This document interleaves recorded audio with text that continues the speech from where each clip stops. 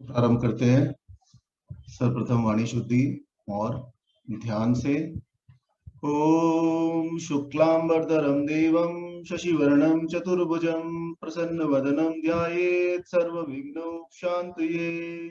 शान्ताकारं भुजङ्गशयनं पद्मनाभं सुरेशं विश्वाधारं गगनसदृशं मेघवर्णं शुभांगं लक्ष्मीकान्तं कमलनयनं योगिविधिर्यानगम्यं वन्दे विष्णु भवभयहरं सर्वलोकैकनाथं। सर्वमंगलमांगल्ये शिवे सर्वार्थसाधिके शरण्ये त्र्यंबके गौरी नारायणी नमस्तुते। सर्वदा सर्वकार्येषु नास्ति तेषां मंगलम्। येषां हृदयस्थो भगवान् मंगलायतनं हरि तदेव लग्नं सुदिनं त्वदेव ताराबलं चन्द्रबलं त्वदेव विद्याबलं देवबलं तदेव लक्ष्मीपते ते गृहयुगं स्मरामि। लाभस्तेषा जयस्तेषा कुत्स्तेषा पराजयः येषा विन्धिवर्षामो हृदयस्थो जनार्दनः विनायकं गुरुभानु ब्रह्मा विष्णु महेश्वरान् सरस्वती प्रणम्यादो सर्वकार्यार्थसिद्धते अभिषिक्तार्थ सिद्धर्थ पूजते ये सुरासुरे सर्वविघ्नहरस्तस्मै गणाधिपतये नमः। कूजन्तं राम रामेति मधुराक्षरम् आरुह्य कविताशाखां वन्दे वाल्मीकि कोकिलम्। वाल्मीकि मुनिर्सिंहस्य कवितावनचारिण श्रवणं रामकथानादं यो नायति परां गतिम्। यः पिबन् सततं रामचरित अमृत सागरम् अतृप्त सततं मुनि वन्दे प्राचेत संकल्ष्माम्। वन्दे रामायणे च पुराणे भारते तथा आदावन्ते च मध्ये च हरि सर्वत्र गीयते। ध्यात्वा नीलोत्पलश्यामं रामं राजीवलोचनं जानकी लक्ष्मणोपेतं जटामुकुटमण्डितं मनोजवं मारुततुल्यवेगं जितेन्द्रियं बुद्धिमतां वरिष्ठं वातात्मजं वानरयूथमुख्यं श्रीरामदूतं शरणं प्रपद्ये। यत्र यत्र रघुनाथ कीर्तनं तत्र तत्र कृतमस्तकाञ्जलिम् बाष्पवारि परिपूर्णलोचनम् मारुतिं नमत राक्षसान्तकम्। ओम प्रहलाद नारद पराशर पुंडरीक व्यासाम्बरीश शुक्षौनक भीष्मदाल्भयाम रुक्मांगार्जुन विभीषण युधिष्ठिरादीन पुण्यानिमान परम भागवतम स्मरामि। अश्वत्थामा बलियासु हनुमानश्च विभीषण कृपरशुरामश्च सप्तेत चिरजीवनः सप्तेतान् समीर नित्यं मार्कण्डेयं यमत् अष्टमं जीवेत वर्ष शतं साग्रमप मृत्यु विनश्यति। श्री राम राम रघुनंदन राम राम श्री राम राम भरताग्रज राम राम श्री राम राम रण करकश राम राम श्री राम शरणं भव जय राम राम श्री रामचंद्रो मन चरणो मनसा स्मरामि श्री रामचंद्र चरणो वत्सा गृह्णामि श्री रामचंद्र चरणो शिरसा नमामि श्री रामचंद्र चरणो शरणं प्रपद्ये।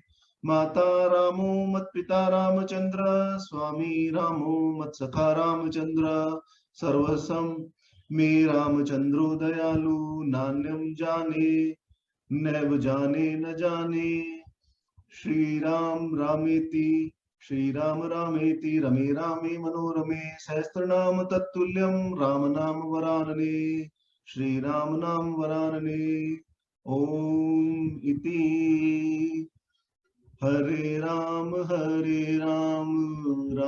राम हरे हरे कृष्ण कृष्ण कृष्ण हरे हरे। श्री सीता राम नाम महाराज की जय। जय जय श्री सीताराम। आज हम नए संकल्प के साथ यहाँ श्रीमद् वाल्मीकि रामायण की संपूर्ण कथा कहने सुनने के लिए उपस्थित है। यह प्रण हमने तभी कर लिया था जब रामचरितमानस सुंदरकांड का की व्याख्या चल रही थी, और उस समय सम्राट जी ने कहा था कि यदि हम श्रीमद् वाल्मीकि रामायण भी का पाठ भी कर सके कथा रूप में, ताकि समझने में थोड़ा सरल हो और यह भी समझ आ सके कि वाल्मीकि रामायण में महर्षि वाल्मीकि ने क्या कहा और किस प्रकार उनको यह कथा कहने की प्रेरणा मिली। तो आज इस संकल्प के साथ हम इस कथा को शुरू कर रहे हैं। इसके बाद जैसे कि आज्ञा हुई थी विद्या जी द्वारा कि श्रीमद् भागवत गीता की भी व्याख्या कीजिए, तो वाल्मीकि रामायण की कथा समाप्त होने के पश्चात फिर हम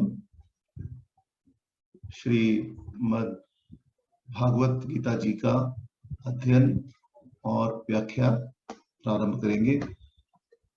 तो आज पहले भूमिका तथा श्रीमद् वाल्मीकि रामायण का महात्म्य आज पहले देख लेते हैं और इसके पश्चात हम कथा का पाठ प्रारंभ करेंगे। तो सबसे पहला प्रश्न, जब भी कभी श्री राम कथा गुणगान में अथवा कि कभी भी किसी भी उत्सव में आप देखें, जब भी श्री राम का नाम लिया जाता है या श्री राम का नारा लगाया जाता है, तब लोग यह नहीं समझते कि श्री राम वस्तुतः है कौन। तो सबसे पहला प्रश्न यही है कि श्री राम कौन है। अब जैसे ही यह प्रश्न पूछा जाता है तो लोग अपनी अपनी टिप्पणी उसमें देने लग जाते हैं। कुछ लोग कहते हैं कि बंधु ये कैसा प्रश्न है, जय श्री राम कहने का तो अर्थ ही है कि दशरथ नंदन, रघुकुल भूषण, अयोध्या नरेश श्री रामचंद्र महाराज की जय। परंतु क्या सनातन धर्म शास्त्रों में क्या राम नाम केवल दशरथ नंदन, रघुकुल भूषण, अयोध्या नरेश श्री रामचंद्र महाराज जी का ही है, अथवा जब हम जय श्री राम का नारा लगाते हैं या जय श्री राम किसी से कहते हैं या राम राम कहते हैं तो उसका कुछ और भी अर्थ होता है।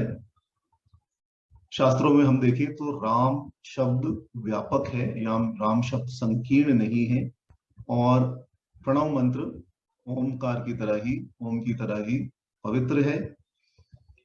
इसलिए यदि प्रश्न यह किया जाए कि जय श्री राम कहते हुए अथवा राम राम कहते हुए हम जिस राम नाम की वंदना करते हैं तो वह कौन से राम है, तो श्री राम का जो नाम है वह तो अनादि है।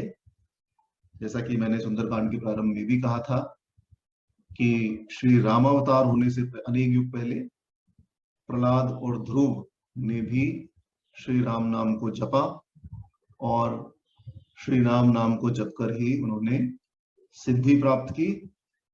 भगवान शंकर अनादिकाल से यही नाम जपते आए हैं।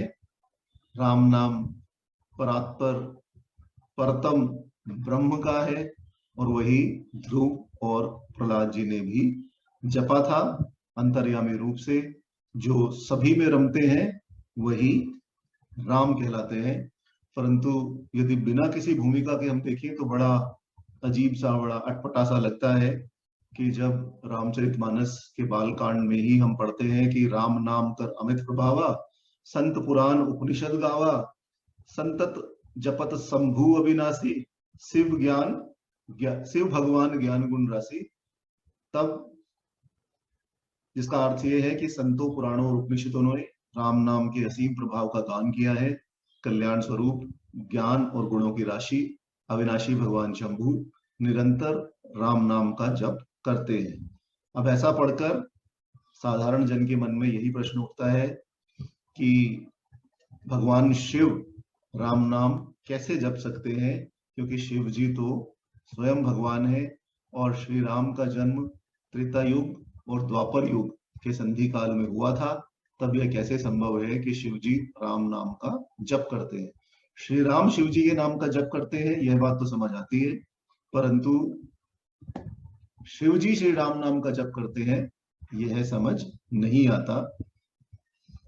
तो परंतु यह जो मति भ्रम है, यह कंफ्यूजन है, यह ठीक नहीं है। यह केवल इसीलिए है कि राम शब्द दशरथ नंदन रघुकुल भूषण श्री राम से पहले भी था, तथा उनके अपने स्वधाम जाने के पश्चात भी राम शब्द रहा।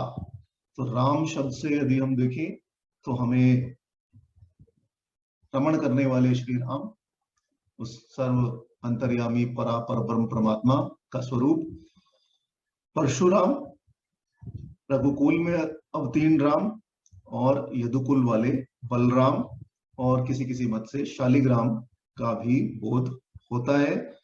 और इसलिए राम शब्द 3 व्यक्तियों के साथ विशेष रूप से प्रसिद्ध हुआ है। इसलिए शास्त्रों में भी कहा गया है कि राम 3 राम है। रामचरितमानस और श्रीमद् भागवत में भी तीनों रामों का प्रमाण है। परशुराम और बलराम को भी राम कहा गया है, और बार बार, और रामचरितमानस में तो स्पष्ट रूप से कहा ही गया है। बालकांड में हम देखें तो बार बार मुनि विप्रवर कहा राम सन राम। तो इसमें पहले राम रघुकुल भूषण राम का और दूसरा परशुराम का बोधक है। दोनों ही राम है, एक रघुकुल नंदन है और दूसरे परशुधारी है, इस वजह से परशुराम कहलाते हैं। उत्तर पद्म पुराण उत्तरखंड में हम देखें तो उसमें भी दशावतार की व्याख्या करते हुए 3 राम ही राम शब्द से कहे गए हैं। इसमें श्लोक है, मत्स्य कूर्मो वराहस्य नारसिंहस्य वामनः रामो रामस्य रामस्य कृष्ण कल्कि च ते दश। इसमें 3 राम, जैसा कि मैंने कहा, पहला जन्माग्नि पुत्र भगवान परशुराम, दूसरे दशरथ नंदन राम, और तीसरे यदुकुल वाले बलराम है। इस प्रकार अनेकों उदाहरण है शास्त्रों में जहां कहा गया कि राम शब्द व्यापक है, राम शब्द अनादि है। ब्रह्मवैवर्त पुराणम देखें तो ब्रह्मवैवर्त पुराण कृष्ण जन्मखंड अध्याय 110 में श्री राधा रानी जी राम नाम की व्याख्या करते हुए कहती हैं कि रा शब्द विश्ववाचक है और म शब्द ईश्वरवाचक है। अतः जो समस्त लोगों के ईश्वर हैं उन्हें ही राम कहा जाता है। वह रमा के साथ रमण करते हैं, इसलिए भी उन्हें राम कहा जाता है। इसी प्रकार रमा में रमण स्थान होने के कारण, रमा में ही निवास करने के कारण भी राम तत्ववेत्ता राम शब्द का अर्थ बतलाते हैं। रा शब्द लक्ष्मीवाचक है और म ईश्वरवाचक है, इसलिए मनीषीगण लक्ष्मीपति अर्थात भगवान विष्णु को भी राम कहते हैं। सहस्त्र दिव्य नामों से स्मरण से जो फल प्राप्त होता है वह फल निश्चय ही राम शब्द के उच्चारण मात्र से प्राप्त होता है।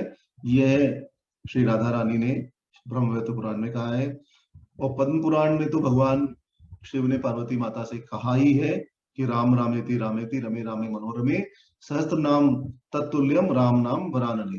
अर्थात मैं राम नाम इस प्रकार जप करता हुआ परम मनोहर श्री राम नाम में ही निरंतर रमण किया करता हूँ।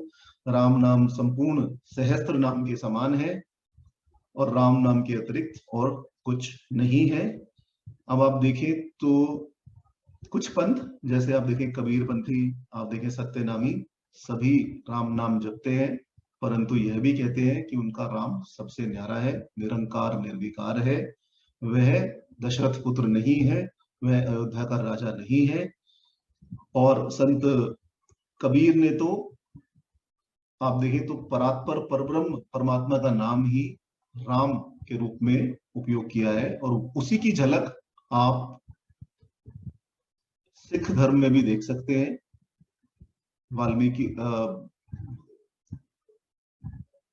जी ने तो कहा ही है स्पष्ट है कि राम नाम शब्द अनादि है, परंतु यदि हम सिख धर्म देखें तो सिख धर्म की धार्मिक पुस्तकों में भी राम नाम का अनेकों बार उपयोग हुआ है, और वह राम नाम केवल उस निर्विकार निरंकार परमात्मा का ही नाम है जिसका जप किया जाता है। संत कबीरदास ने तो कहा ही है कि दशरथ कुल अवतार नहीं आया, ना ही लंका के राव सताया। अर्थात जिस परम परमात्मा का नाम राम है, वे दशरथ के घर कभी नहीं जन्मे और न ही उन्होंने लंका में रावण के साथ युद्ध किया। तब राम कौन है? तब राम है रमते कणे कणे इति रामः। रमते कणे कणे इति रामः, अर्थात वह संपूर्ण प्राणी मात्र के हृदय में रमण करते हैं, हृदय में आत्मा के रूप से निवास करते हैं। उसी परमात्मा की शक्ति आत्मा है जो हमारे शरीर में, हृदय में कहा जाता है कि एक अंगूठे के समान है, और उस अंगूठे के समान इतनी सी आत्मा हमारे शरीर के अंदर विद्यमान है ज्योति के रूप में। और उसी आत्मा से हमारे शरीर की समस्त इंद्रियां कार्य करती हैं। जिस समय वह आत्मा शरीर छोड़कर बाहर निकल जाती है, उस समय समस्त इंद्रियां भी काम करना बंद कर देती हैं। इसलिए जो प्राणी मात्र के हृदय में रमण करते हैं उनका नाम राम है, तथा भक्तजन भी जिनमें रमण करते हैं, ध्याननिष्ठ होते हैं, इसलिए भी वह राम है। अब प्रश्न यह भी हो सकता है कि परमेश्वर के तो अनंत नाम है, तब उसमें श्री राम नाम की ही वंदना क्यों करनी चाहिए, अथवा इसका क्या कारण है कि श्री राम नाम की वंदना करने का अतुलित महत्व कहा गया है। अब प्रभु के नाम तो अनंत है, इसमें कोई दो बातें हैं ही नहीं कि प्रभु के नाम अनंत नहीं है, प्रभु के नाम अनंत है। और यही हमारे धर्म की विशेषता है कि एक प्रभु की आराधना हम अन्य अन्य रूपों में कर सकते हैं। अन्य धर्मों में इतनी स्वतंत्रता नहीं है, केवल सनातन धर्म में ही इतनी स्वतंत्रता है कि एक उस परम पिता परमेश्वर को हम अनेकों रूपों में भजन कर सकते हैं। इसलिए महारामायण में हम देखें तो शिव जी माता पार्वती से कहती हैं कि परमेश्वर नामानी सत्यंते कानी पार्वती, परंतु राम नाम मेदम सर्वमुत्तम महत। कि हे पार्वती, यह सत्य है कि परमेश्वर के नाम अनेक है, परंतु राम नाम सर्वोत्तम है, यही मेरा मत है। और इसी प्रकार आगे कहते हैं कि अनंता भगवान नाम अम्बा नानेन तु समाकृता, श्रियो रमन सामर्थ्य सौंदर्य गुण सागरात। कि भगवान के अनेक मंत्र हैं, पर वह इस राम नाम के तुल्य नहीं है। श्री जी के रमण का सामर्थ्य तथा सौंदर्य गुण सागर होने के कारण यह श्री राम नाम का नाम ही प्रसिद्ध है। इसी प्रकार अनेक अनेक ग्रंथों में श्री नाम के जप की महत्ता बताई गई है। यह भी कहा जाता है कि जितने भी अन्य मंत्र हैं वह सब देवताओं के प्रकाश से प्रकाशित हैं। जैसे गायत्री में श्री सूर्य देवता का प्रकाश है, शाबर मंत्रों में शिव जी का प्रकाश है, और इसी प्रकार किसी में अग्नि का, किसी में चंद्रमा का प्रकाश है। परंतु श्री राम का नाम, श्री राम नाम मंत्र स्वतः प्रकाशित है, और सूर्य चंद्र अग्नि सभी देवताओं को अपने प्रकाश से प्रकाशित करता है। श्री राम नाम सभी का आत्मा और प्रकाशक है, और समस्त वेदों और समस्त मंत्रों के जप से अनंत गुणा कोटि लाभ श्री राम नाम के जपने से होता है। श्री राम नाम में सच्चिदानंद भगवान का अर्थ जो का त्यों है। अन्य नामों में हम देखें तो सच्चिदानंद का अर्थ यथार्थ रूप से घटित नहीं होता। किसी में सत और आनंद मुख्य है, चित्त गुण है, किसी में सच्चित मुख्य है, आनंद गुण है, तो किसी में चित्त आनंद मुख्य है और सत गुण है। परंतु श्री राम में सच्चिदानंद का अर्थ जैसे का तैसा है, एज इट इज है।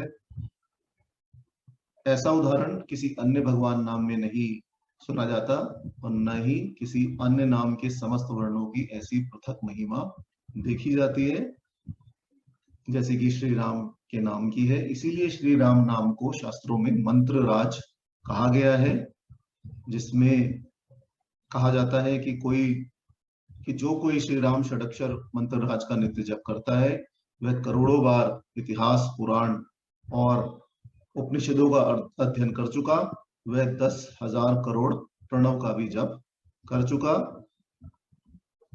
इसलिए रामायण में जब प्रभु श्री राम का जन्म हुआ, तब वशिष्ठ जी ने यह कहते हुए, और यह वाल्मीकि रामायण में स्पष्ट रूप से लिखा हुआ है कि वशिष्ठ जी ने यह कहते हुए कि इनके अनेक नाम हैं, फिर भी राम नाम ही अति उत्तम है, इनका नाम विचार कर राम ही रख दिया, क्योंकि जो उस अनादि अनंत परमात्मा का रूप है उन्हीं का नाम राम रख दिया। तो राम शब्द से हमें उस निर्विकार, निरंकार, अव्यक्त, अपौरुषे, सर्वसमर्थ श्री भगवान, जो कि समस्त अन्य मनुष्यों की, देवताओं की और विभिन्न रूपों की शक्ति है, उस नाम का भी बोध होता है और दशरथ नंदन श्री राम का भी बोध होता है। इसीलिए सनातन धर्म में राम नाम की इतनी महिमा है कि जब हम किसी एक दूसरे से भी मिलते हैं तब राम नाम ही लेते हैं, राम राम कहते हैं, राम राम ही जपते हैं।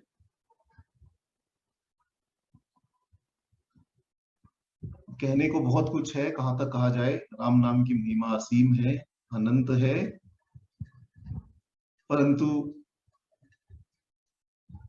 किसी भी प्रकार का कोई भी यदि किसी प्रकार की इच्छा अपने मन में हो, चाहे वह शुभाशुभ कर्मों का भस्म होना हो, चाहे वैराग्य हो, चाहे वेद शास्त्र आदि में प्रवेश हो, चाहे अज्ञान का नाश हो, चाहे ज्ञान प्राप्ति, चाहे लक्ष्मी प्राप्ति, चाहे भक्ति, सब कुछ श्री राम नाम से ही सुलभ हो जाते हैं।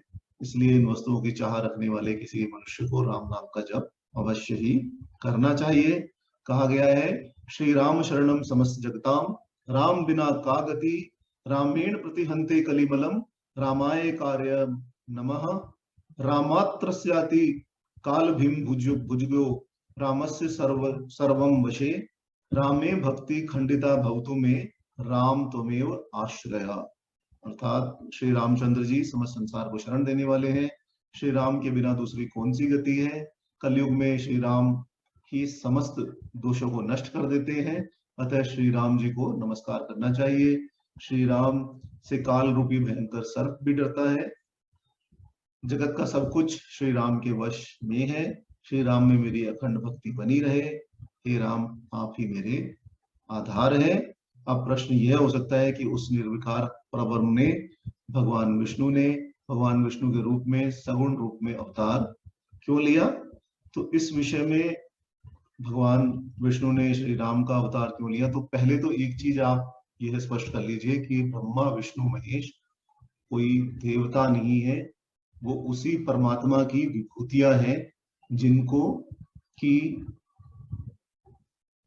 स्थिति, सृष्टि स्थिति तथा लय के लिए अलग अलग भगवान की जो शक्तियां हैं वह उनको प्रदान की गई हैं। जैसा कि हम पहले भी इस विषय में चर्चा कर चुके हैं, परंतु यह भ्रम लोगों में रहता है कि ये अलग अलग देवता हैं। ये अलग अलग देवता नहीं है, देवता इनके नीचे आते हैं। ये सभी साक्षात परब्रह्म हैं जो सगुण रूप में अलग अलग कार्य के लिए इस पृथ्वी की रक्षा करने के लिए अवतरित हुए हैं। तो ब्रह्मा विष्णु और महेश अलग नहीं है, एक ही परमात्मा के रूप है। सबसे ऊपर वह परमात्मा है जो कि निर्गुण निरंकार है, और मैंने जैसा कि आपको पहले बताया था कि वह एक ज्योति के रूप में, एक ज्योति पुंज के रूप में विराजमान है।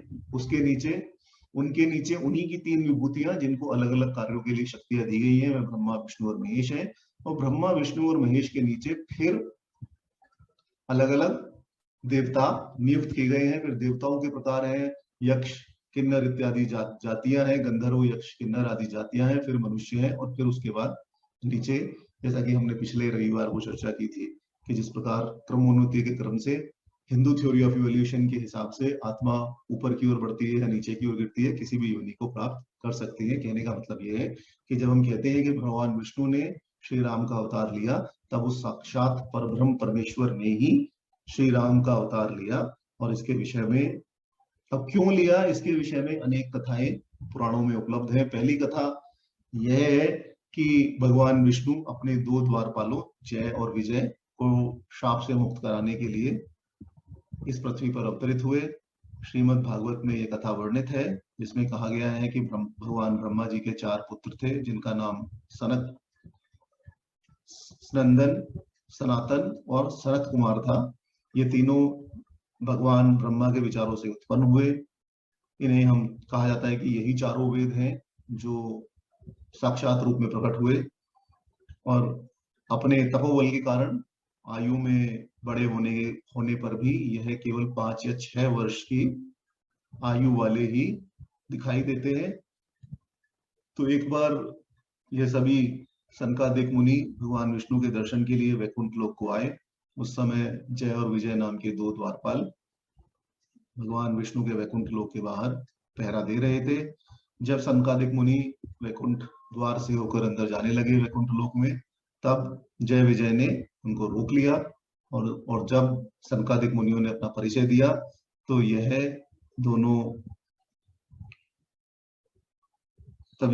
द्वारपाल जय और विजय उनके महत्व को समझ नहीं सके और उन्होंने उनकी हंसी उड़ाना प्रारंभ कर दिया।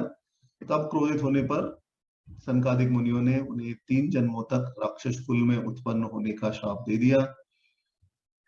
और जब जय विजय को उनका यथार्थ रूप और स्वरूप का ज्ञान हुआ, तब उनके क्षमा मांगने पर उन सभी मुनियों ने कहा कि 3 जन्मों के बाद तुम्हारा अंत भगवान विष्णु ही करेंगे और इस प्रकार तुम्हें मोक्ष की प्राप्ति होगी। अब कथा ये संक्षेप में मैंने आपको सुनाई। डिटेल में यदि मैं कहूं तो कथा कुछ इस प्रकार है कि जब शाप दे दिया और जय विजय क्षमा मांगने लगे, तब सनकादिक ऋषियों ने कहा कि तुम्हारे पास 2 विकल्प है। एक तो हम तुम्हें अभी भस्म कर देते हैं, तुम अभी भस्म हो जाओगे। दूसरा, तुम श्राप से मुक्ति पाने के लिए तुम्हें 3 जन्मों तक असुर कुल में जन्म लेना पड़ेगा। और असुर कुल में जन्म लेकर जब भगवान विष्णु, तब द्वारपालों ने भगवान विष्णु से प्रार्थना की कि यदि हम असुर कुल में जन्म ले तो आप ही अवतरित होकर हमारा वध करें, क्योंकि आपके द्वारा वध होने पर ही हम मुक्ति प्राप्त कर पाएंगे और वापस आपके द्वार में आ पाएंगे, आपके लोक में आ पाएंगे, वैकुंठ लोक में आ पाएंगे। इसलिए आप ही आकर हमारा वध कीजिए। और पहले जन्म में इस प्रकार इस श्राप से ग्रसित होकर पहले जन्म में जय विजय हिरण्यकश्यप और हिरण्याक्ष के रूप में अवतरित हुए। भगवान विष्णु ने नरसिंह अवतार लेकर इनका अंत किया। दूसरे जन्म में इन्होंने रावण और कुंभकर्ण के रूप में महान शक्तिशाली राक्षस के रूप में जन्म लिया और श्री हरि भगवान विष्णु ने राम का अवतार लेकर इनका वध किया। तीसरे जन्म में ये दोनों शिशुपाल और दंतवृक नाम के राक्षस बने और भगवान श्री कृष्ण ने इनका वध किया। तो इस प्रकार यह तीनों शाप से मुक्त हो गए। एक श्रीमद् भागवत में एक अन्य कथा भी वर्णित है, जिसमें एक बार नारद जी को, जिसमें कहा गया है कि नारद जी के शाप के कारण विष्णु भगवान पृथ्वी लोक में अवतरित हुए और उन्हें अपनी शक्ति श्री सीता जी के विरह का योग देखना पड़ा। तो कथा यह है कि एक बार नारद मुनि को अहंकार हो गया कि हमने समस्त कामनाओं पर विजय प्राप्त कर ली है, कामदेव हमारा कुछ नहीं बिगाड़ सकते। और जब इस प्रकार का भ्रम नारद जी को हो गया, तब नारद जी उसका व्याख्यान करने के लिए कि चलो किसी को बताते हैं, शंकर जी के पास गए। शंकर जी ने सब कथा सुनी और शंकर जी समझ गए कि नारद मुनि को अहंकार हो गया है। शंकर जी को लगा कि यदि इस अहंकार की बात भगवान विष्णु ने सुन ली तो हो सकता है कि नारद जी को कुछ अच्छा फल उसका प्राप्त ना हो। इसलिए भगवान शिव ने कहा कि जो बात तुमने मुझसे कही है वह जाकर विष्णु भगवान से मत कहना। परंतु नारद जी ठहरे। वह तुरंत क्षीर सागर की ओर गए, भगवान विष्णु के पास पहुंच गए और किस प्रकार उन्होंने कामदेव पर विजय प्राप्त की तथा समस्त कामनाओं की निवृत्ति कर ली, उस विषय में समस्त कथा विष्णु जी को सुना डाली। विष्णु भगवान को पता लग गया कि अब तो नारद जी को अहंकार हो गया है और अपने भक्त का अहंकार विष्णु भगवान सहन नहीं करते, इसलिए उन्होंने एक माया रची। जब नारद जी वैकुंठ से वापस लौटने लगे तब उन्होंने देखा कि एक बड़ा ही सुंदर नगर है, समृद्ध, बहुत ही समृद्ध नगर है और एक बहुत सुंदर महल उसके अंदर बना हुआ है, जहाँ की एक स्वयंवर चल रहा है। यह सब भगवान विष्णु ने अपनी माया से रचा था, वास्तव नहीं था। परंतु नारद मुनि अपनी धुन में होने के कारण कुछ समझ नहीं पाए और राजमहल में पहुंच गए। और राजमहल में उन्होंने जब देखा कि राजपुत्री कन्या अपने वर का चयन करने के लिए वरमाला लेकर खड़ी है, तब उन्हें उस सुंदर पुत्री को देखकर मोह हो गया और और अपना रूप संवारने के लिए वह सब वैराग्य भूल गए और विवाह कामना लेकर भगवान विष्णु के पास वैकुंठ में गए और उन्होंने कहा कि आप मुझे अपने आप से भी अधिक रूपवान और सुंदर बना दीजिए। तो भगवान विष्णु ने कहा जैसी आपकी इच्छा कहकर भगवान विष्णु ने उनका रूप बदल दिया। वह रूप लेकर वह सीधा विवाह के स्वयंवर में पहुंच गए। परंतु वहां जब स्वयंवर में नारद जी बैठे हुए थे, जहां वहां से कन्या उनके सामने से निकल गई और उनकी तरफ देखा भी नहीं और किसी और के गले में वरमाला उन्होंने डाल दी। जिसके गले में वरमाला डाली वो विष्णु भगवान ही अन्य रूप से वहां बैठे थे, जिससे नारद मुनि बहुत निराश हुए और नारद मुनि को लगा कि भगवान विष्णु ने मुझे ऐसा रूपवान बनाया, तब भी राजकुमारी ने मुझे नहीं देखा, तो चलो देखते हैं कि आखिर कैसा रूप भगवान विष्णु ने मुझे प्रदान किया है। और जैसे ही उन्होंने जल में अपना मुख देखा तो वे आश्चर्यचकित हो गए। उन्होंने देखा कि उनका चेहरा बंदर की तरह था। जिसके बाद नारद मुनि क्रोधित हो गए, वैकुंठ पहुंचे और जब वैकुंठ में पहुंचे तो उन्होंने देखा कि वह जो सुंदरी है वह और कोई नहीं परंतु साक्षात शक्ति माता लक्ष्मी ही थी। और जो वह वर वहां जिसके गले में उन्होंने माला डाली थी वह भगवान विष्णु ही थे। तब वह समझ गए कि ये भगवान विष्णु की ही लीला है। परंतु क्रोध में भरकर उन्होंने भगवान विष्णु से कहा कि आपने बंदर का मुख बनवाकर मेरा समस्त सभा में उपहास कराया, मैं भी आपको शाप देता हूं कि आप पृथ्वी पर मनुष्य के रूप में अवतार लेंगे और जिस प्रकार मेरा वानर मुख आपने किया है इसी प्रकार आपको वानरों से सहायता लेनी पड़ेगी। साथ ही जिस प्रकार आपने मेरा उपहास उड़ाया भरी सभा में कि स्त्री ने मेरी ओर देखा, उस कन्या ने मेरी ओर देखा भी नहीं, इसी प्रकार आपको भी एक स्त्री का वियोग सहना पड़ेगा। और इसी कथा के कारण अथवा इसी शाप के कारण विष्णु भगवान श्री राम के रूप में पृथ्वी पर अवतरित हुए। अभी पिछले शनिवार ही हमने देखा है कि रामचरितमानस में हमने देखा ही, जब हम सुंदरकांड का पाठ कर रहे थे तो श्री राम ने विभीषण जी से स्वयं ही कहा है कि तुम्हारे जैसे संतों के उद्धार के लिए ही मैं पृथ्वी पर अवतरित होता हूँ। पुरानी कथा तो ये है। परंतु अब प्रश्न ये है कि श्री राम दशरथ और कौशल्या जी के घर में ही क्यों जन्मे, किसी अन्य जगह उन्होंने जन्म क्यों लिया, पहला ये। दूसरा, क्षत्रिय रूप में ही क्यों जन्मे, ब्राह्मण रूप में उन्होंने जन्म क्यों नहीं लिया अथवा किसी अन्य रूप में जन्म क्यों नहीं लिया, तो यह भी एक रहस्य है। सबसे पहले श्री राम दशरथ जी और कौशल्या जी के घर में क्यों जन्मे, तो इसकी कथा मैं आपको सुना चुका हूं पहले भी दशरथ कथा में, परंतु फिर भी यहाँ दोबारा उसको संक्षेप में कह देते हैं कि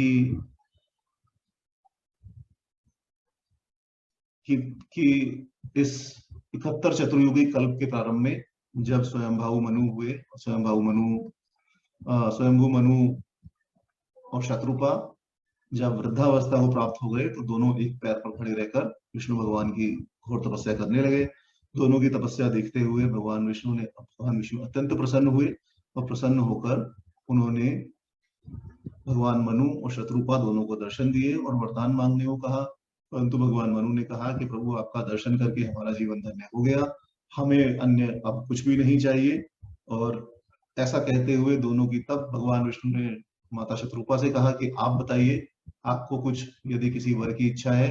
तब उन्होंने भी यही कहा कि आपने आपका दर्शन देकर हमारा जीवन धन्य हो गया, हमें कुछ नहीं चाहिए। तब भगवान विष्णु बोले कि मैं आपकी दोनों की भक्ति से बहुत प्रसन्न हूँ, इस समस्त सृष्टि में ऐसा कुछ नहीं है जो मैं आपको दे न सकूं, अतः निसंकोच होकर आप अपने मन की बात कहिए। भगवान विष्णु के ऐसा कहने पर माता शत्रुपा और भगवान मनु ने बड़े संकोच से अपने मन की बात कही कि प्रभु हम दोनों की इच्छा है कि आप किसी जन्म में हमारे पुत्र रूप में जन्म ले। तब भगवान विष्णु ने कहा ऐसा ही होगा और वरदान दिया कि त्रेता युग में अयोध्या नरेश दशरथ, आप भगवान मनु को कहा कि आप त्रेता युग में अयोध्या नरेश दशरथ के रूप में जन्म लेंगे और आपकी पत्नी शत्रुपा आपकी पटरानी कौशल्या होंगी। तब उस समय दुराचारी रावण का संहार करने के लिए मैं माता कौशल्या के गर्भ से जन्म लूंगा। मनु और शत्रुपा ने प्रभु की वंदना की और भगवान विष्णु ने अंतर्ध्यान देकर वरदान देकर अंतर्ध्यान हो गए।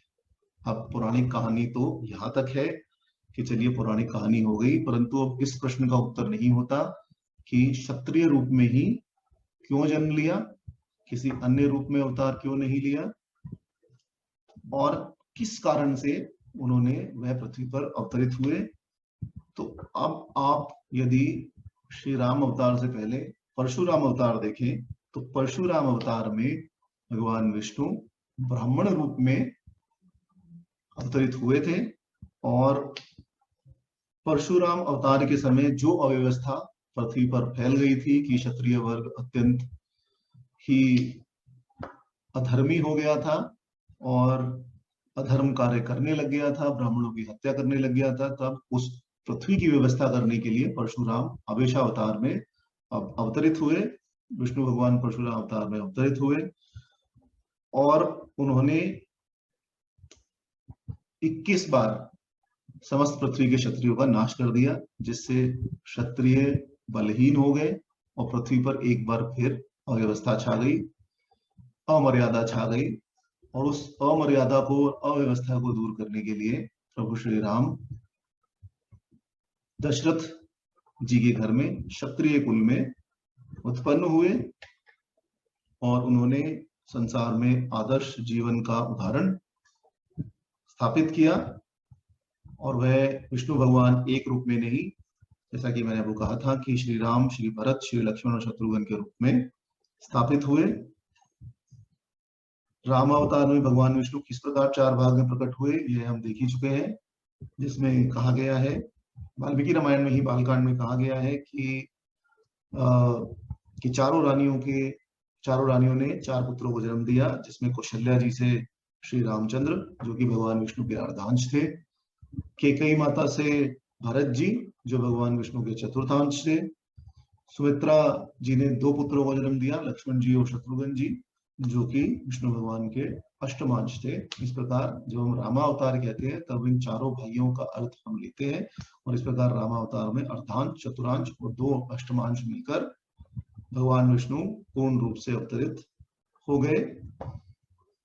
माया प्रकृति की नित्य संगिनी है, इसलिए महामाया ने भी शक्तिमान आएगा तो शक्ति भी अवश्य आएंगी, इसलिए शक्ति ने सीता देवी के रूप में नारी जीवन का पूर्ण आदर्श संसार में स्थापित करने के लिए कहा और रामचंद्र जी की अर्धांगिनी बनकर अवतार लिया।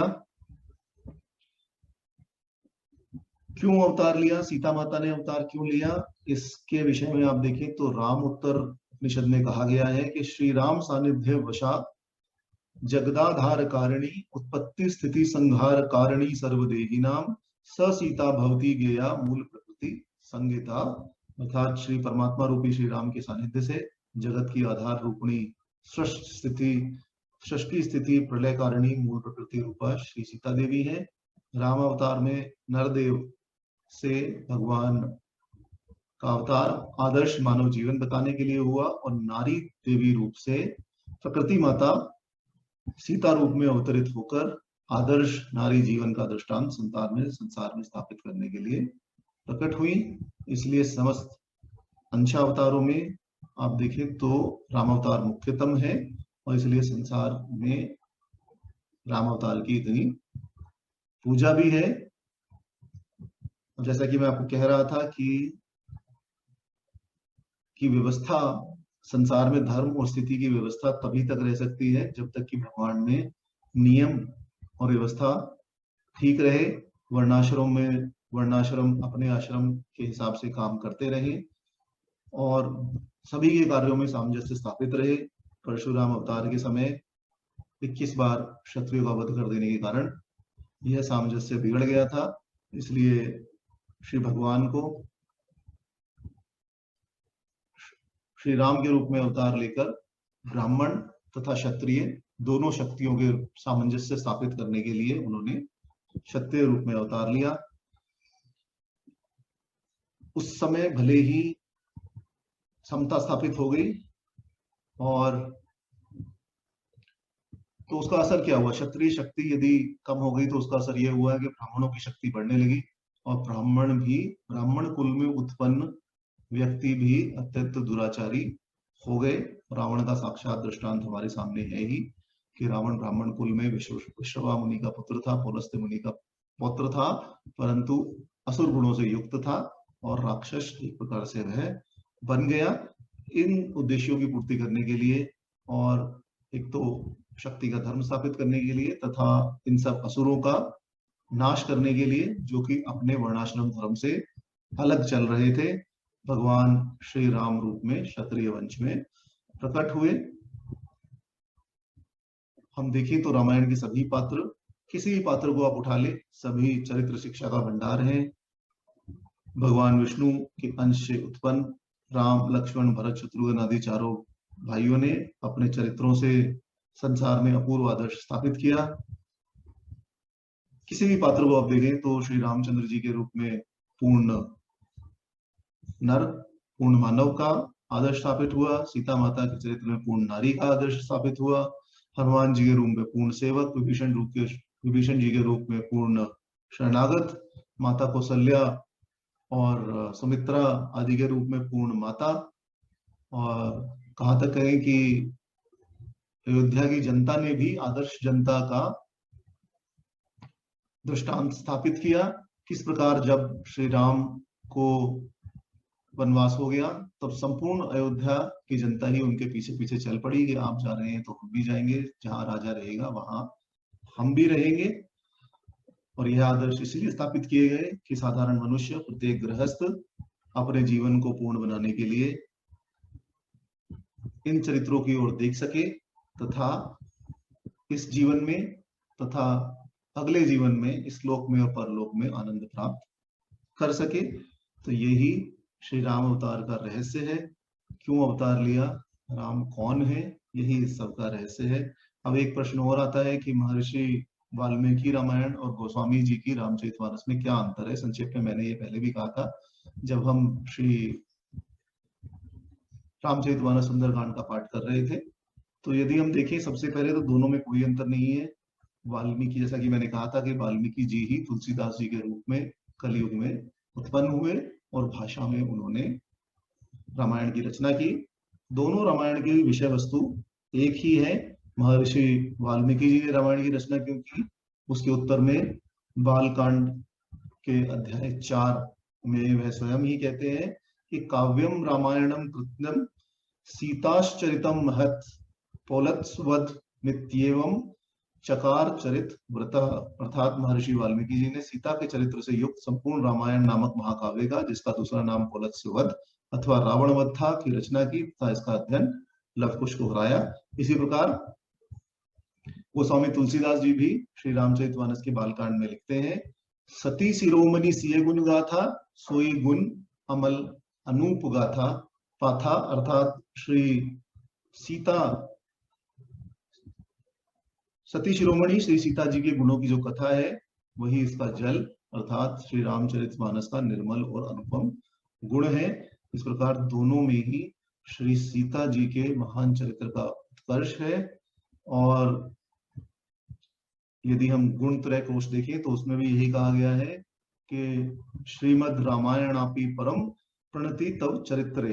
अर्थात श्रीमद् रामायण का उत्कर्ष श्री सीता जी के चरित्र से ही है। यदि सीता जी का चरित्र उत्कृष्ट ना होता तो श्री राम का चरित्र भी उतना उत्कर्ष प्राप्त नहीं कर सकता था जितना कि इस संसार में आकर उन्होंने किया। अब प्रश्न यह भी आता है कि कौन सी रामायण का पाठ करना चाहिए। आप देखिए तो कई रामायण अभी उपस्थित है। वाल्मीकि रामायण तो है ही, रामचरितमानस भी है, जिसे भी रामायण कहा जाता है। इसके अतिरिक्त कम्ब रामायण है, इसके अतिरिक्त महारामायण योग वशिष्ठ के रूप में जिसे हम जानते हैं, इसके बाद आध्यात्म रामायण भी है। तो किस रामायण का पाठ करना चाहिए? तो यदि हम समस्त ग्रंथों को देखें तो केवल श्री वाल्मीकि रामायण को ही रामायण के नाम से जाना जाता है। अन्य रामायणों से पहले उनके निर्माता का अथवा कोई अन्य नाम जो कि यह दर्शाता है कि वह कौन सी रामायण है वह नाम जोड़ा जाता है। जैसे कि आप देखें तो अन्य रामायण भी है, भुशुंडी रामायण है, लोमेश रामायण है, कम्ब रामायण है, आध्यात्म रामायण, आनंद रामायण, महारामायण और तुलसीदास जी कृत रामायण का तो नाम ही रामायण नहीं है, रामचरितमानस है, क्योंकि गोस्वामी जी ने किसी नई रामायण की रचना नहीं की थी, केवल केवल उन्होंने प्रचलित रामायण को सामान्य बोलचाल की भाषा में लिखा था और उसी की प्रतिज्ञा की थी। और उन्होंने स्वयं कहा है, यदि हम छठा या सातवां श्लोक है प्रारंभ का रामचरितमानस में, कि उन्होंने इस दिव्य और अलौकिक रचना के लिए अनेक पुराण, वेद, धर्मशास्त्रों और अन्य ग्रंथों पर उपलब्ध जानकारी को ही आधार बनाया था। गोस्वामी जी ने स्वयं रामचरितमानस के बालकांड में कहा है, नाना पुराण निगमागम सम्मतम यद रामायणे निगदितम क्वचित तोयपि स्वांत सुखाय तुलसी रघुनाथा भाषा निबंध मति मंजुल मातनोती। अर्थात जिस रामायण में अनेक पुराण, वेद और शास्त्रों का सम्मत कहा गया है और कुछ अन्यत्र से भी कहा गया है, उस रामायण को तुलसीदास अपने अंतकरण के सुख के लिए अत्यंत सुंदर श्री रघुनाथ जी की गाथा को काव्य रूप में विस्तार रूप से कहता है। इसलिए वाल्मीकि रामायण ही मूल रामायण है। यदि हमें रामायण का पाठ करना है तो वाल्मीकि रामायण ही मूल रामायण है। संस्कृत में यदि हम इतने पारंगत नहीं हैं, तब हम भाषा में पढ़ना चाहें तो रामचरितमानस का पाठ भी कर सकते हैं। हम सुंदरकांड के पाठ में देख आए हैं, ये दोनों की विषय वस्तु भी एक ही है और विचार भी एक ही प्रकार के प्रकट किए गए हैं। दो विचार नहीं है और न ही दो प्रकार की अलग अलग कथा भी कही गई है। कथा भी एक ही है, विचार भी एक ही है। फर्क सिर्फ इतना है कि वाल्मीकि रामायण संस्कृत में है और वह भाषा में है, जिससे कुछ शब्दों का इधर उधर हेरफेर हो गया है, या कहीं कहीं तुलसीदास जी ने श्री रामायण के कथानक को पूर्ण करने का प्रयास भी श्री रामचरितमानस लिखते समय किया है। अब प्रश्न यह भी है कि रामायण की रचना महर्षि वाल्मीकि ने की या फिर यह रचना पहले से विद्यमान थी और वाल्मीकि जी ने केवल इसको भाषाबद्ध किया। वाल्मीकि जी ने केवल इसको लिखा। यह कथा पहले से विद्यमान थी, मौखिक रूप से सुनाई जाती थी, परंतु वाल्मीकि जी ने सर्वप्रथम इसकी रचना की, सर्वप्रथम यह लिखी, परंतु प्रचलित यह पहले से ही थी। तो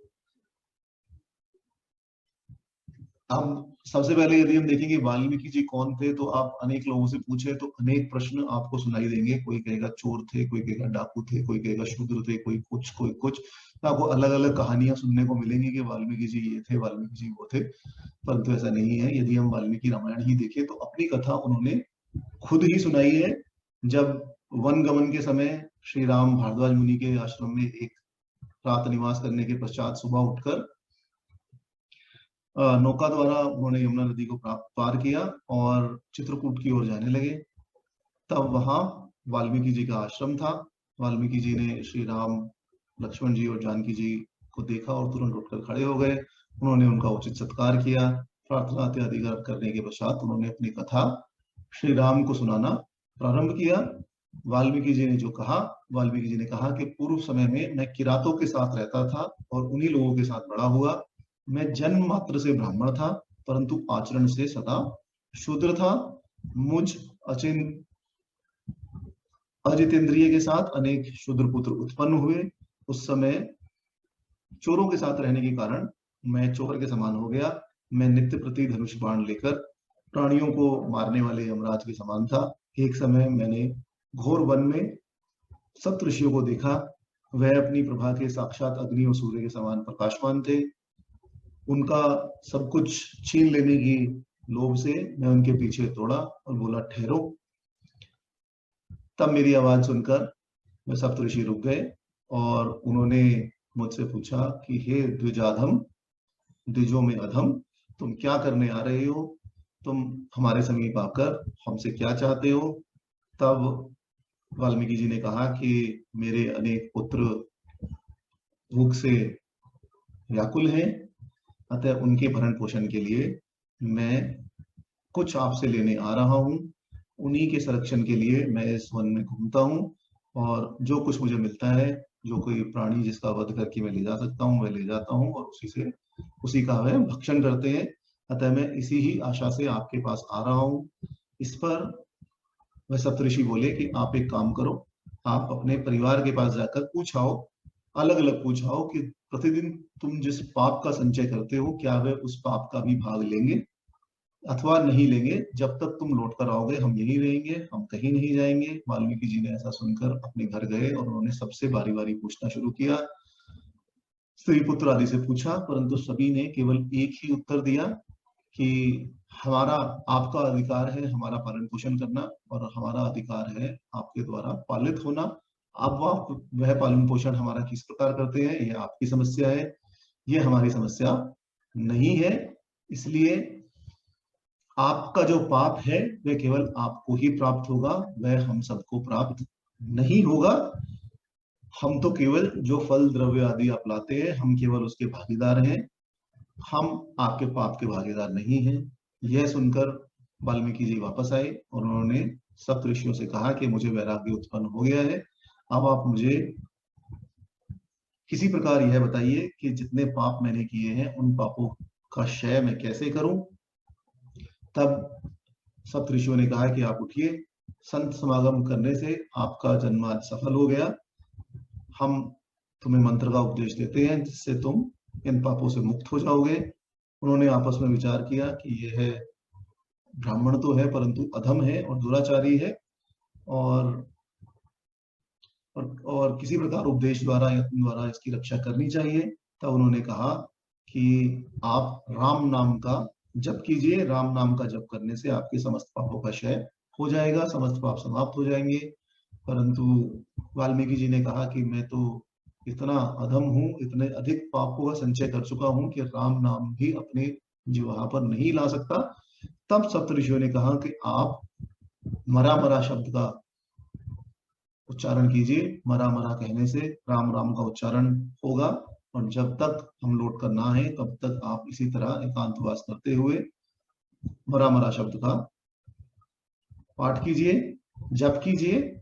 और यह कहकर वह सभी सप्तऋषि मुनीश्वर चले गए। उसके बाद वाल्मीकि जी अहर्निश वह जप करने लगे। इस प्रकार निरंतर एकाग्रचित्त होकर जप करते हुए उन्हें उनका जो बाह्य ज्ञान था, जितने भी पाप थे वह सब समाप्त हो गए, बाहर का ज्ञान समाप्त हो गया और बहुत काल तक 1000 वर्ष तक निश्चलता पूर्वक वह जप करने के कारण उनके ऊपर समस्त शरीर के ऊपर दीमक वाल्मीकि की बांबियां बन गई। फिर 1000 युग जब व्यतीत हो गए तब उन मुनीश्वरों का पुनः आगमन हुआ और मुनीश्वरों के पुनः आगमन करने पर उन्होंने वाल्मीकि जी को वाल्मीकि से निकाला और कहा कि बाहर निकल आओ। तब वाल्मीकि जी उठकर खड़े हो गए और इस प्रकार मुनीश्वर बोले कि अब वाल्मीकि से निकलने के कारण तुम्हारा यह पुनर्जन्म हुआ है और अब तुम राम नाम का ही जप करो, राम नाम में ही रमो। यह कहकर वह दिव्य लोक को चले गए। तो यही वाल्मीकि जी की कथा है कि किस प्रकार वे वाल्मीकि बने और किस प्रकार उन्होंने उन्हें राम नाम जप का आशीर्वाद प्राप्त हुआ। वाल्मीकि रामायण में भी वाल्मीकि जी ने अपने आप को प्रचेता मुनि का 10वां पुत्र कहा है। इससे यही निष्कर्ष निकलता है कि वह पहले प्रचेता के पुत्र थे, किसी प्रकार शापवत हो गए और पापाचार करने लगे और उसके पश्चात वह पुनः सप्तऋषियों के दर्शन से राम नाम का जप कर उल्टा राम नाम का जप कर मरा मरा का जप कर वाल्मीकि बने। इसी को गोस्वामी जी ने कहा है, उल्टा नाम जपत जग जाना, वाल्मीकि भय ब्रह्म समाना। और इस प्रकार उल्टा नाम जपने से भी यह सिद्धांत भी गोस्वामी जी ने स्थापित कर दिया है कि उल्टा नाम जपने से भी राम नाम न जप पाए तो मरा मरा कहने से भी फल प्राप्त होता है। राम नाम कभी व्यर्थ नहीं जाता, चाहे उल्टा जपिए चाहे सीधा जपिए। जिस नाम उल्टा नाम के जपने से वाल्मीकि जी भी ब्रह्म समान हो गए, उसकी महिमा कहाँ कम कही जा सकती है। अब मूल प्रश्न पर आते हैं कि क्या रामायण की रचना महर्षि वाल्मीकि ने की थी अथवा यह पहले से विद्यमान थी। तो इसका उत्तर तो यही है और वाल्मीकि रामायण देखने से स्पष्ट रूप से समझ भी आ जाता है कि रामायण की कथा पहले से विद्यमान थी और श्री शिव जी भगवती पार्वती आदि संवाद के रूप में मौखिक रूप से सुनाई जाती थी, जो कि अनेक पुराणों में भी मिलती है। जैसे पद्म पुराण, जैसा कि मैं आपको कह रहा था, पद्म पुराण में अनेक श्री राम के वर्णन है, और मैं कहूँ उत्तरकांड तो पूरा ही पद्म पुराण से लिया गया है, तो वह भी अतिशोक्ति नहीं है, क्योंकि यदि आप पद्म पुराण को देखें तो पद्म पुराण का एक एक चैप्टर अलग अलग आप देख सकते हैं, अलग अलग जगह में दिया गया है, परंतु यदि आप उसको एक साथ जोड़ ले तो वह उत्तरकांड बन जाता है। इसी प्रकार आध्यात्म रामायण भी शिव जी और भगवती पार्वती संवाद के रूप में ही स्थापित है। रामचरितमानस में भी हमें शिव जी और भगवती पार्वती जी का संवाद प्राप्त होता है, और वाल्मीकि रामायण भी यहीं से प्रारंभ होती है, जहां श्री वाल्मीकि जी के प्रश्न पर देवश्री नारद जी मूल रामायण का वर्णन उनको करते हैं। अब हम ये वाल्मीकि रामायण का पहले महात्म्य किस प्रकार वाल्मीकि जी ने नारद जी से प्रश्न पूछा और किस प्रकार रामायण की रचना हुई, यह देख लेते हैं। तो आदि कवि वाल्मीकि, यह रामायण के प्रारंभ के कुछ अध्याय हैं, और मैं ऐसे का ऐसा आपको अभी सुना रहा हूं। इसे मैंने काट छाट नहीं की है, ये महात्म्य में काट छाट नहीं करनी चाहिए। मूल पाठ में चाहे आप थोड़ा कहानी को इधर उधर कह सकते हैं, परंतु महात्म्य तो महात्म्य है, जो कि स्थापित किया गया है, तो महात्म्य ऐसा ही कहना चाहिए, इसलिए मैं ऐसा ही कह रहा हूँ। और जिस प्रकार वाल्मीकि रामायण में लिखा है कि आदि कवि महर्षि वाल्मीकि जब अपने समाधि आदि तप अनुष्ठान से अलौकिक कवित्व शक्ति प्राप्त कर चुके और इस प्रकार उन्हें अनन्य पूर्ण समूह की प्राप्ति हो गई, तब वह किसी एक सर्वोत्कृष्ट विषय का वर्णन करने की इच्छा करने लगे। इस प्रकार भगवान विष्णु ने प्रसन्न होकर देवर्षि नारद जी को वाल्मीकि जी के पास भेजा। जब नारद जी वाल्मीकि जी के पास आ गए, तब महर्षि ने आतिथ्य स्वागत के पश्चात आसन देकर उन्हें बिठाया और स्वयं भी उनके समीप बैठकर कुछ समय तक आपस में बातचीत करते रहे।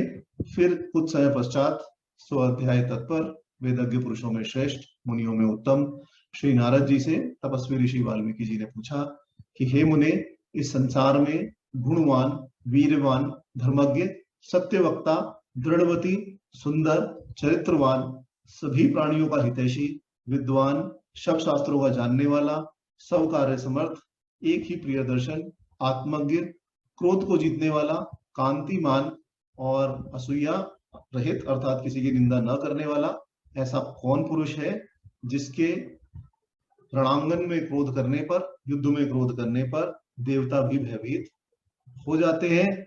हे महर्षि, इसके सुनने की इस कथा को सुनने का कौतूहल मुझे अत्यधिक है, मेरी इच्छा है। आप इस प्रकार के किसी नर को जानने में समर्थ होंगे, इसलिए आप मुझे कृपया कर इस विषय में बताइए। तब वाल्मीकि जी के इस वचन को सुनकर त्रिलोक गाथा नारद मुनि ने उन्हें संबोधित कर कहा कि सुनिए, और फिर अपना मुख उनकी ओर करके संतुष्ट होकर इस प्रकार कहने लगे कि हे मुने, आपने जिन दुर्लभ गुणों का कीर्तन किया है, उन गुणों से युक्त नर को मैं विचार पूर्वक कहता हूं, आप ध्यान पूर्वक सुनिए।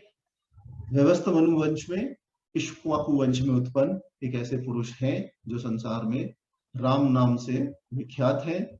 वह नित्यात्मा, महावीर, द्युतिमान अर्थात कांतीय संपन्न, धृतिमान बुद्धि से संपन्न, वशी सबके स्वामी अथवा जितेंद्रिय, बुद्धिमान, नीतिमान अर्थात मर्यादा का पालन करने वाले, सुंदर वक्ता, श्रीमान शत्रुओं का नाश करने वाले, उन्नत स्कंद वाले अर्थात उन्नत कंधों वाले, कम महाबाहु, कंबुग्रीव अर्थात जिनकी ग्रीवा, जिनकी गर्दन शंख के समान है, महाहनु जिनकी ठोड़ी लंबी है, और सुंदर ऊंची ठोड़ी वाले हैं, जो विशाल वक्षस्थल वाले और विशाल धनुषधारी हैं, जिनके गले की नीचे की दोनों हंसलियां मांस से छिपी हैं, जो शत्रु के दमन करता, आजानुभुज अर्थात जिनकी भुजाएं घुटनों तक आती हैं, आजानुभुज, सुंदर, शिर ललाट शोभित और गज गति वाले हैं, अर्थात गज के समान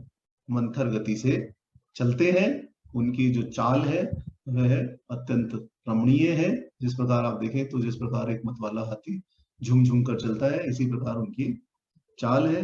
वह शरीर से सम, न तो अधिक ऊंचे हैं न नाटे हैं, एक आकार है, मतलब उनके अंग सभी अलग अलग अंग एक समान है, कोई बड़ा छोटा नहीं है।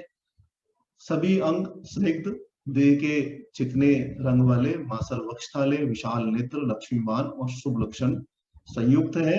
वह धर्मज्ञ, प्रजापालन आदि धर्म के ज्ञाता, सत्य संध, सत्य प्रतिज्ञ, प्रजाओं के हित में तत्पर, श्रेष्ठ कीर्ति वाले, ज्ञान संपन्न, सबको पवित्र करने वाले, स्वयं पवित्र, जितेंद्रिय और मन को एकाग्र रखने वाले हैं, जो प्रजापति के समान श्रीमान, सर्व पोशाक, शत्रुहंता, प्राणी मात्र के रक्षक तथा धर्म के रक्षक है, शरणागत रक्षक, स्वधर्म पालक तथा जो स्वजनों के रक्षक, वेद वेदांग के ज्ञाता और धनुर्वेद में एकमात्र निष्ठा वाले हैं, जो सर्व शास्त्र तत्ववेत्ता, सर्वदा धरतीमान, प्रतिभाशाली, सर्वलोकप्रिय, साधु, कृपणता रहित और सब विषयों के विलक्षण विद्वान है। जैसे नदियों में समुद्र श्रेष्ठ है, वैसे ही सर्वदा सत्पुरुषों से परिवारित आर्य अर्थात सर्वश्रेष्ठ और सब शत्रुओं के मित्रों के विषय में समान और सर्वदा एक ही प्रियदर्शन है।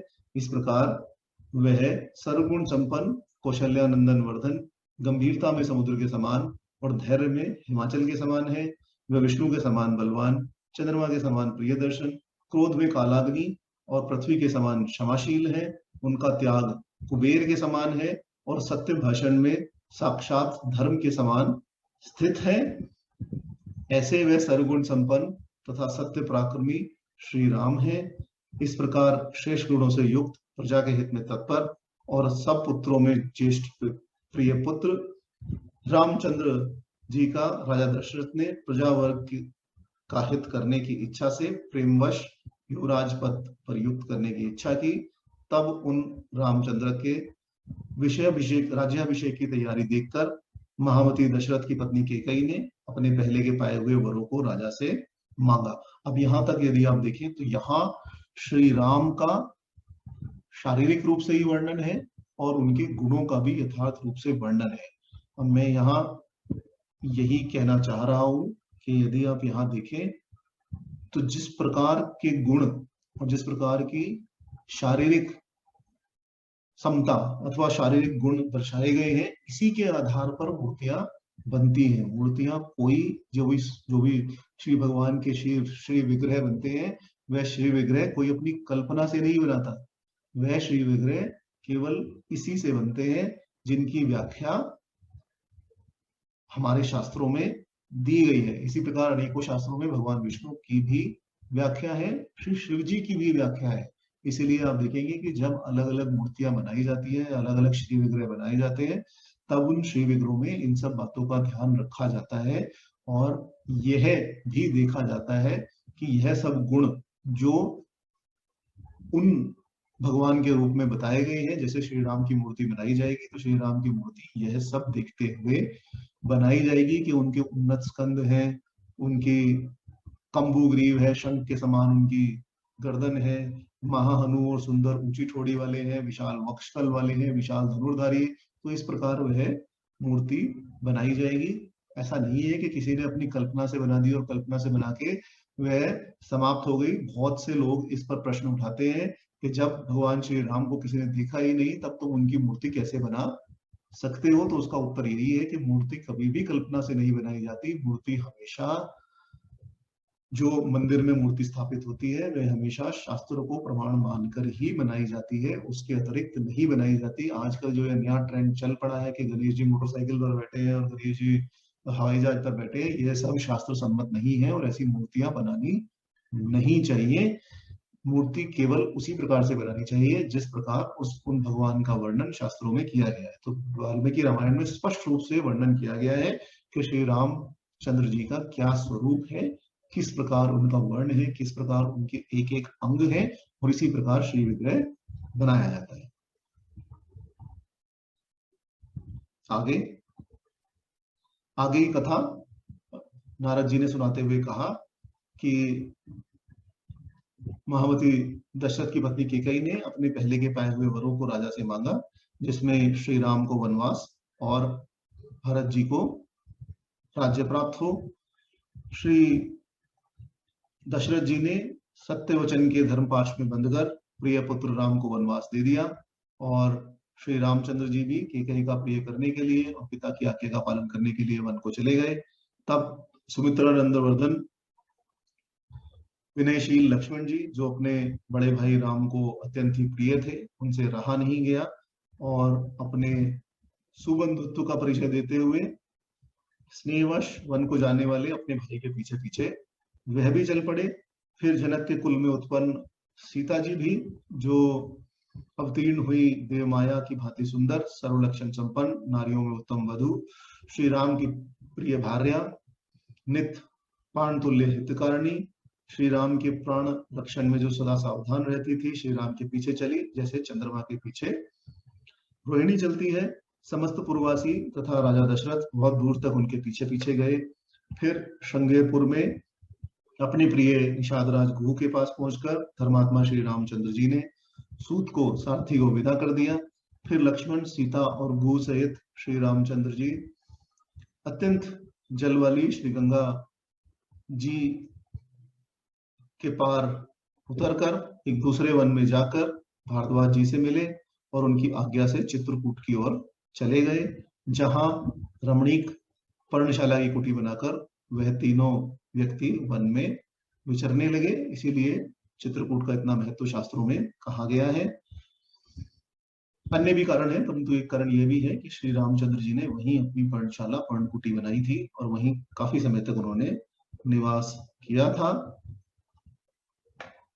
तब रामचंद्र जी चित्रकूट पर विराजमान हुए। तब शोक पुत्र से व्याकुल राजा दशरथ पुत्रोद्देश्य से हा पुत्र इस प्रकार विलाप करते हुए स्वर्गगामी हो गए।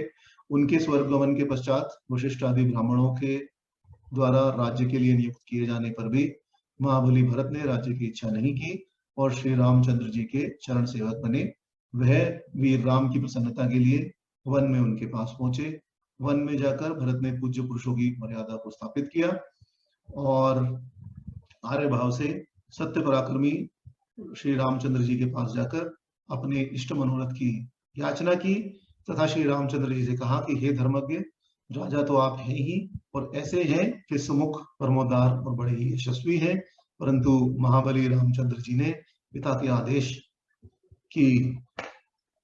आदेश को आगे रखकर राज्य की इच्छा नहीं की और राज्यार्थ अपनी प्रतिनिधि पादुका, चरण पादुका भरत को देकर उन्हें बारंबार आग्रह कर लौटा दिया। भरत अपने मनोरथ को ना पाकर तथा श्री रामचंद्र जी की दोनों पादुका लेकर उनकी नित्य सेवा करते हुए श्री रामचंद्र जी के वन गमन की, श्री रामचंद्र जी के आगमन की आशा से नंदीग्राम में राज्य करने लगे। भरत जी के जाने पर सत्य सिंध जितेंद्रिय श्रीमान रामचंद्र जी ने चित्रकूट में नगरवासियों का आना जाना देखकर उनसे बचने के लिए सावधान होकर दंडकारण्य में प्रवेश किया। चित्रकूट से दंडकारण्य क्यों गए? क्योंकि श्री रामचंद्र जी ने यह प्रतिज्ञा ली थी कि मैं 14 वर्षों तक वन में वास करूंगा तथा किसी भी नगर में वास नहीं करूंगा।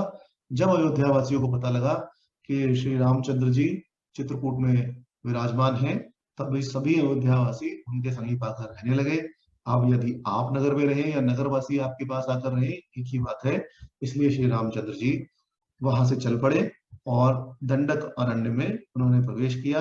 उस महावन में पहुंचकर कमल लोचन श्री रामचंद्र जी ने विराट नामक राक्षस को मारकर शरभंग मुनि को दर्शन दिया। फिर सुतीक्षण और अगस्त तथा अगस्त मुनि की माता के भी दर्शन किए।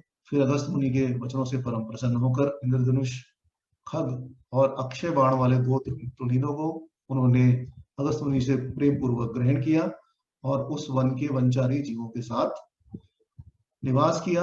एक दिन उस वन में समीप के कबंध आदि असुरों तथा खरदूषण आदि राक्षसों के वध के लिए बहुत से ऋषि रामचंद्र जी के पास आए। उस समय श्री रामचंद्र जी ने वन में उन ऋषियों से, उन राक्षसों से वध की प्रतिज्ञा की। राम ने उन अग्नि के समान दीप्यमान दंडकारण्य वासी ऋषियों को युद्ध में राक्षसों को मारने का वचन दे दिया और उसी दंडकारण्य में वास करते हुए श्री रामचंद्र जी ने जनस्थान में वास करने वाली काम रूपिणी शूर्पणखा नामक राक्षसी के नाक कान का छेदन कर कर उसे विरूप कर दिया।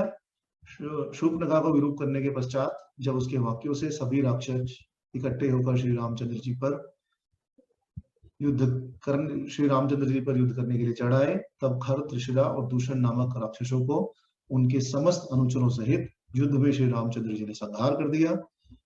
इस प्रकार वन में निवास करने वाले 14,000 कामरूप राक्षस मारे गए और खर, दूषण आदि बंधुओं का वध सुनकर रावण क्रोधित हो गया, क्रोध से मूर्छित हो गया। उसने मारीच नामक राक्षस से सहायता मांगी।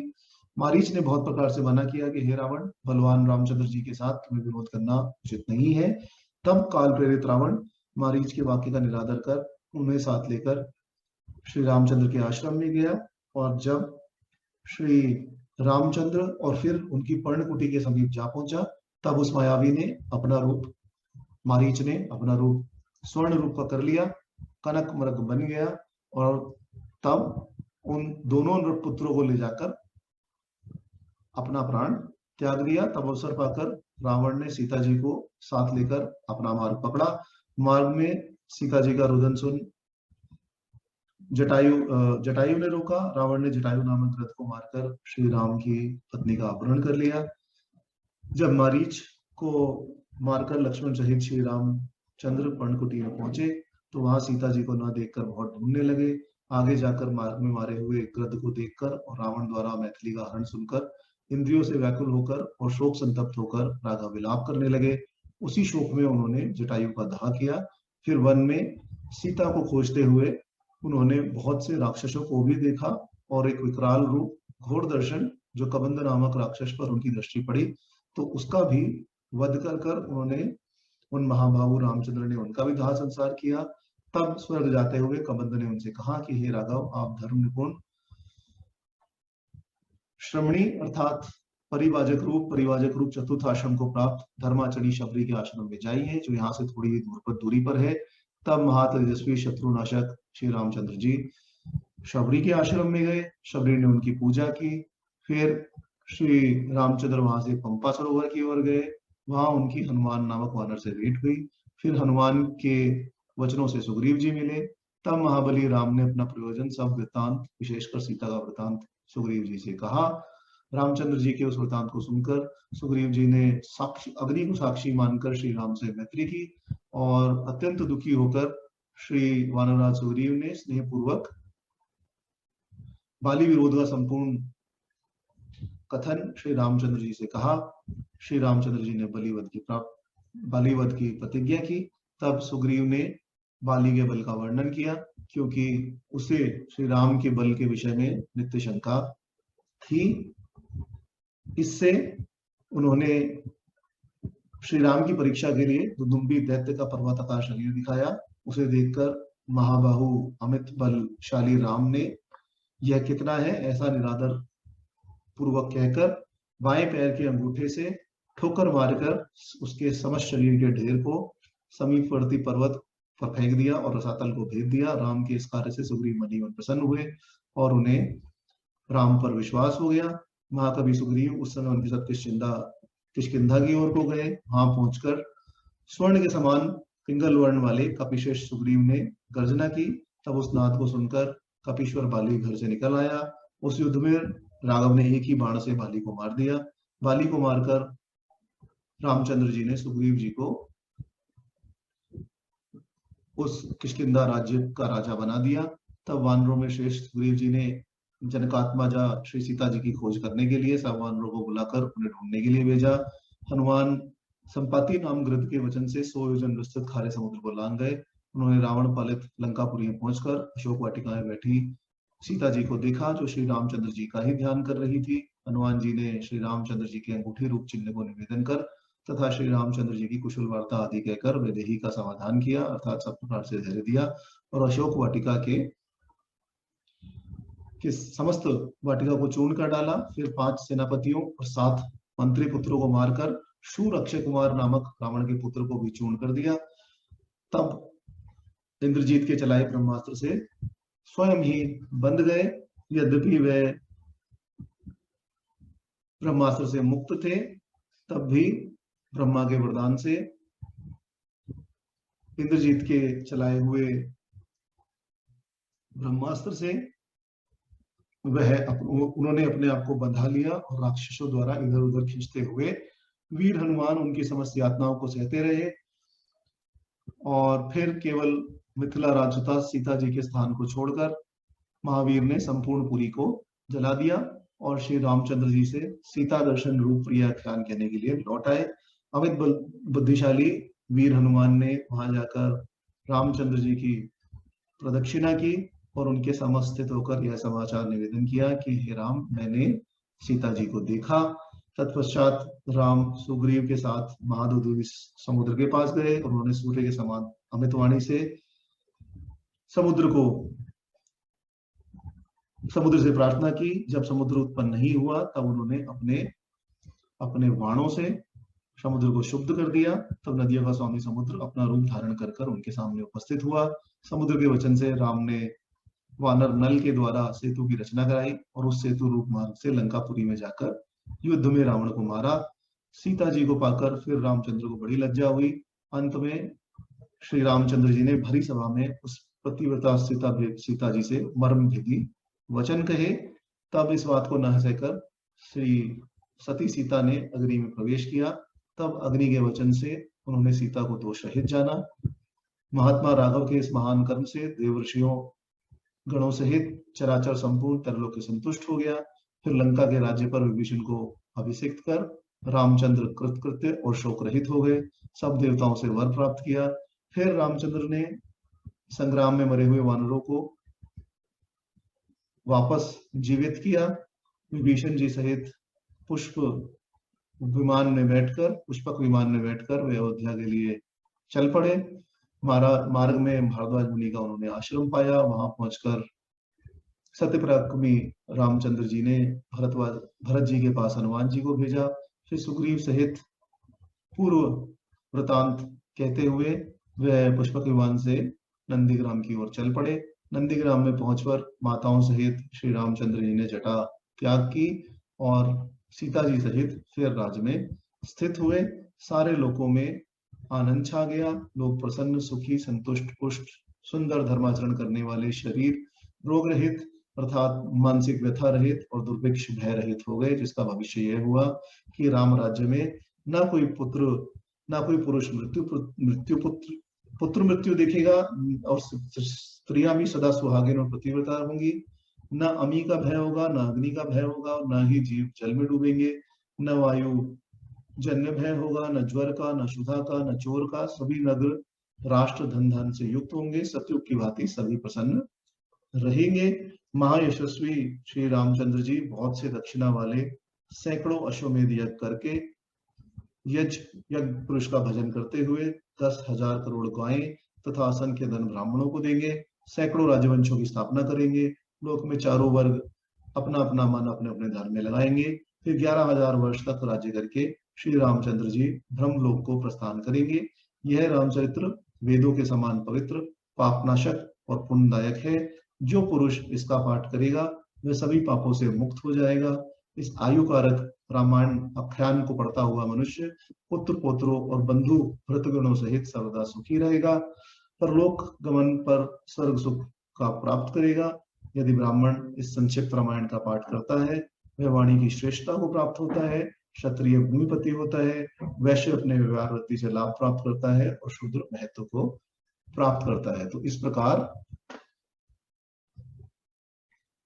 इस प्रकार नारद जी ने समस्त कथा श्री वाल्मीकि जी को सुनाई और यह संक्षिप्त आख्यान श्री नारद जी ने वाल्मीकि जी को दिया। और इसके बाद वाल्मीकि जी ने रामायण की रचना करनी प्रारंभ की। एक प्रकार से आप कह सकते हैं कि श्री नारद जी ने संक्षिप्त रूप में रामायण की समस्त कथा वाल्मीकि जी को सुनाई। इसलिए यह प्रसंग कि यहां तक का प्रसंग कि श्री रामचंद्र जी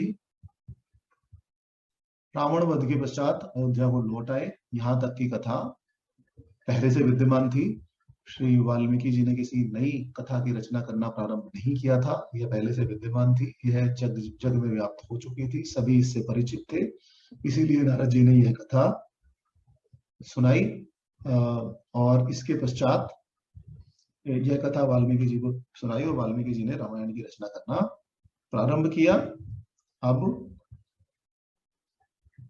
हम देखें तो वाल्मीकि जी को रामायण रचने की प्रेरणा कहां से मिली, तो यह भी वाल्मीकि रामायण में प्रारंभ में दिया गया है कि किस प्रकार वाल्मीकि जी ने पहले नारद जी से समस्त राम कथा सुनी और उसके बाद किस प्रकार उनको रामायण रचने की प्रेरणा प्राप्त हुई। देवर्षि नारद जी के इन वचनों को सुनकर वाक्य विशारद धर्मात्मा वाल्मीकि जी ने शिष्यों सहित उन महामुनि की पूजा की और महामुनि की पूजा करने के पश्चात वाल्मीकि जी यथोचित पूजित होकर उनसे संभाषण कर विदा लेकर नारद जी देवलोक को चले गए। उनके चले जाने के पश्चात वाल्मीकि जी कुछ देर अपने आश्रम में रहे और उसके पश्चात गंगा के निकटवर्ती तमसा नदी के तट पर चले गए। वहां जाकर वह मुनि नदी के अवतरण स्थान को देखकर अपने समीप खड़े शिष्यों से कहने लगे कि हे वत्स, देखो यह नदी का स्थान कैसा कीचड़ से रहित और रमणीय है, इसका जल सजनों के चित्त के समान ही निर्मल है। जो भी हो हितात, तुम कलश रखकर मुझे वलकल दो, मैं इस उत्तम तमसा तीर्थ में स्नान करूंगा। महात्मा वाल्मीकि जी ने जब ऐसा कहा तब गुरु के अनुगत शिष्य ने गुरुमुख से यह वाक्य सुनकर उन्हें वलकल दिया।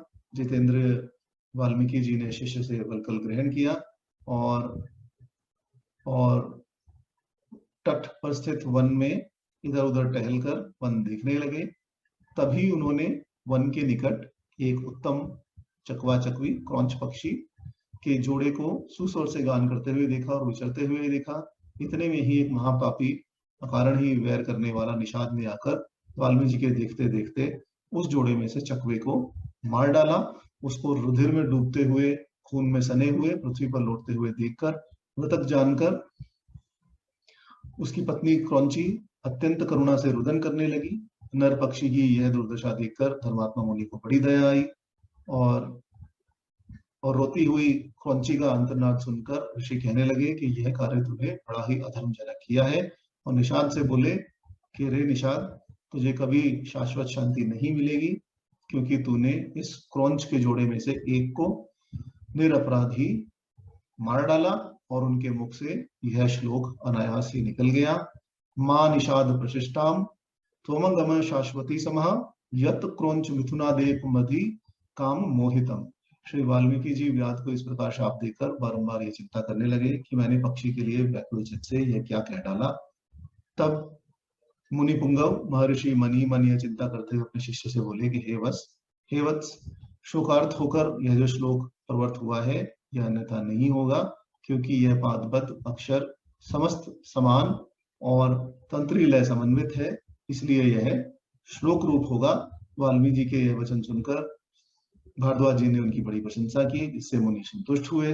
तदंतर महामुनि उस उत्तम तीर्थ में सविधि स्नान कर उस विषय विचार करते हुए अपने आश्रम लौटे। शास्त्राधिकारी विनीत शिष्य भी कंधे पर जल भरकर कलश लेकर उनके आश्रम से उनके साथ लौटने लगे। शिष्यों सहित आश्रम में लौटकर वाल्मीकि जी ने नाना प्रकार के कथनों कथन किए और ध्यान किया। उनके ध्यान करते ही सृष्टिकर्ता सर्वशक्तिमान महातेजस्वी चतुर्मुख ब्रह्मा जी उनके सामने उपस्थित हो गए। ब्रह्मा जी को आया देखकर श्री वाल्मीकि जी विस्मित होकर संयम सहित सहसा सविनय हाथ जोड़कर उनके समक्ष खड़े हो गए। फिर आद्य आसन और स्तुति द्वारा उन्होंने ब्रह्मदेव का अर्चन किया। फिर उनके चरणों में प्रणाम कर कुशलता पूछी और आसन पर बिठाया।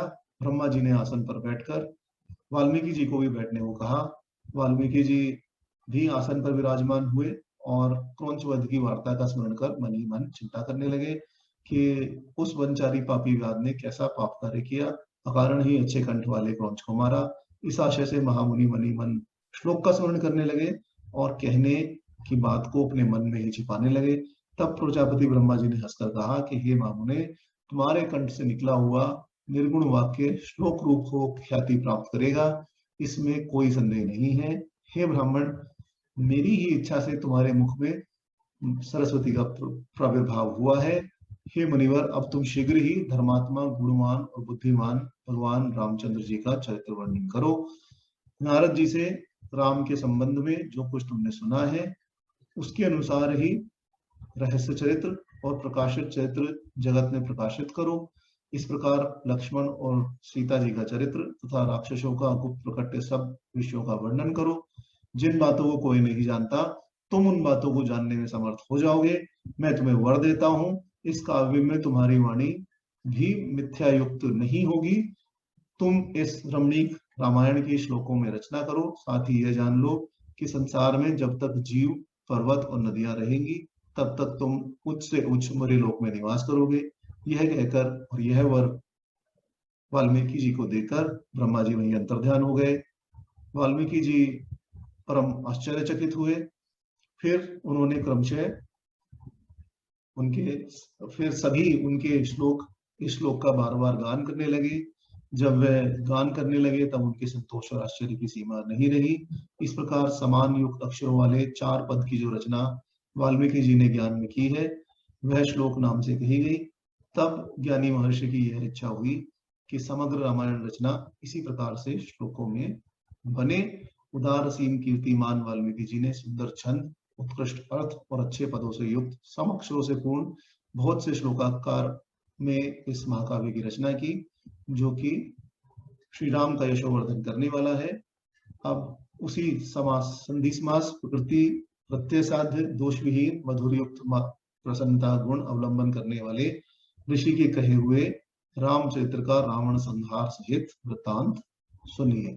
तो यह यहाँ तक महात्म्य है और यह है कि किस प्रकार वाल्मीकि जी को रामायण रचने की प्रेरणा मिली। अब आगे महर्षि वाल्मीकि ने रामायण की रचना करना प्रारंभ किया। अब मुनीश्वर वाल्मीकि जी ने नारद जी से धर्मयुक्त होकर हित कर जितना भी कुछ रामचरित्र सुना था, फिर उसे भली प्रकार से सुनने के लिए वह उत्सुक हुए। तब पूर्व की ओर मुख कर कुशासन पर बैठ गए और यथाविधि आचमन कर हाथ जोड़कर योग बल से विषय तद्विषयक संध्या करने लगे, अर्थात जिससे फल की प्राप्ति हो। तब राम, लक्ष्मण, सीता जी, राजा दशरथ, कौशल्य आदि रानियों और अयोध्या के राज्य निवासियों से संबंधित इन लोगों की जितनी भी बातें थी, हास परिहास खेल, उन सबको इन मुनिराज ने ध्यान में प्रत्यक्ष रूप से अपने सामने देखा और सब जाना। वह सब बातें प्रत्यक्ष रूप में उनको दिखाई देने लगी। तब सत्य प्रतिज्ञ राम ने लक्ष्मण और सीता के साथ वन में जो कष्ट हुए थे वह भी दिखाई देने लगे। योग में स्थित वाल्मीकि जी को समस्त कथा प्राप्त हुई और इस प्रकार सब कुछ महर्षि ने अपनी तत्व दृष्टि से देखकर सुखद रामचरित्र का वर्णन करना प्रारंभ किया। जिस प्रकार रत्नाकर समूह आधार है, इसी प्रकार रामायण भी मनोहर, श्रुति सुखद और संदर्भपूर्ण है। इसमें धर्मार्थ कामार्थ न्यूनता नहीं है तथा इसके अतिरिक्त इसमें और भी बहुत से गुण भरे हैं। इस ग्रंथ को जैसा पहले नारद जी ने कहा था, महामुनि ने उसी के अनुसार यह रघुवंश चरित्र का वर्णन किया है। इसमें राम जन्म से लेकर वैदेही वनवास तक सारे प्रसंगों का विशद वर्णन है। साथ ही रामचंद्र जी के राज्य काल में भूतल पर जो कुछ भविष्य में हुआ वह भी महर्षि द्वारा उत्तरकांड में वर्णन किया गया है। दरबार में, इसके पश्चात दरबार में लवकुश का रामायण गान हुआ और रामायण की गान के पश्चात आगे कथा प्रारंभ होती है कि किस प्रकार रामायण की कथा आगे चली। तो यहाँ तक संक्षेप में समस्त रामायण की कथा कही गई।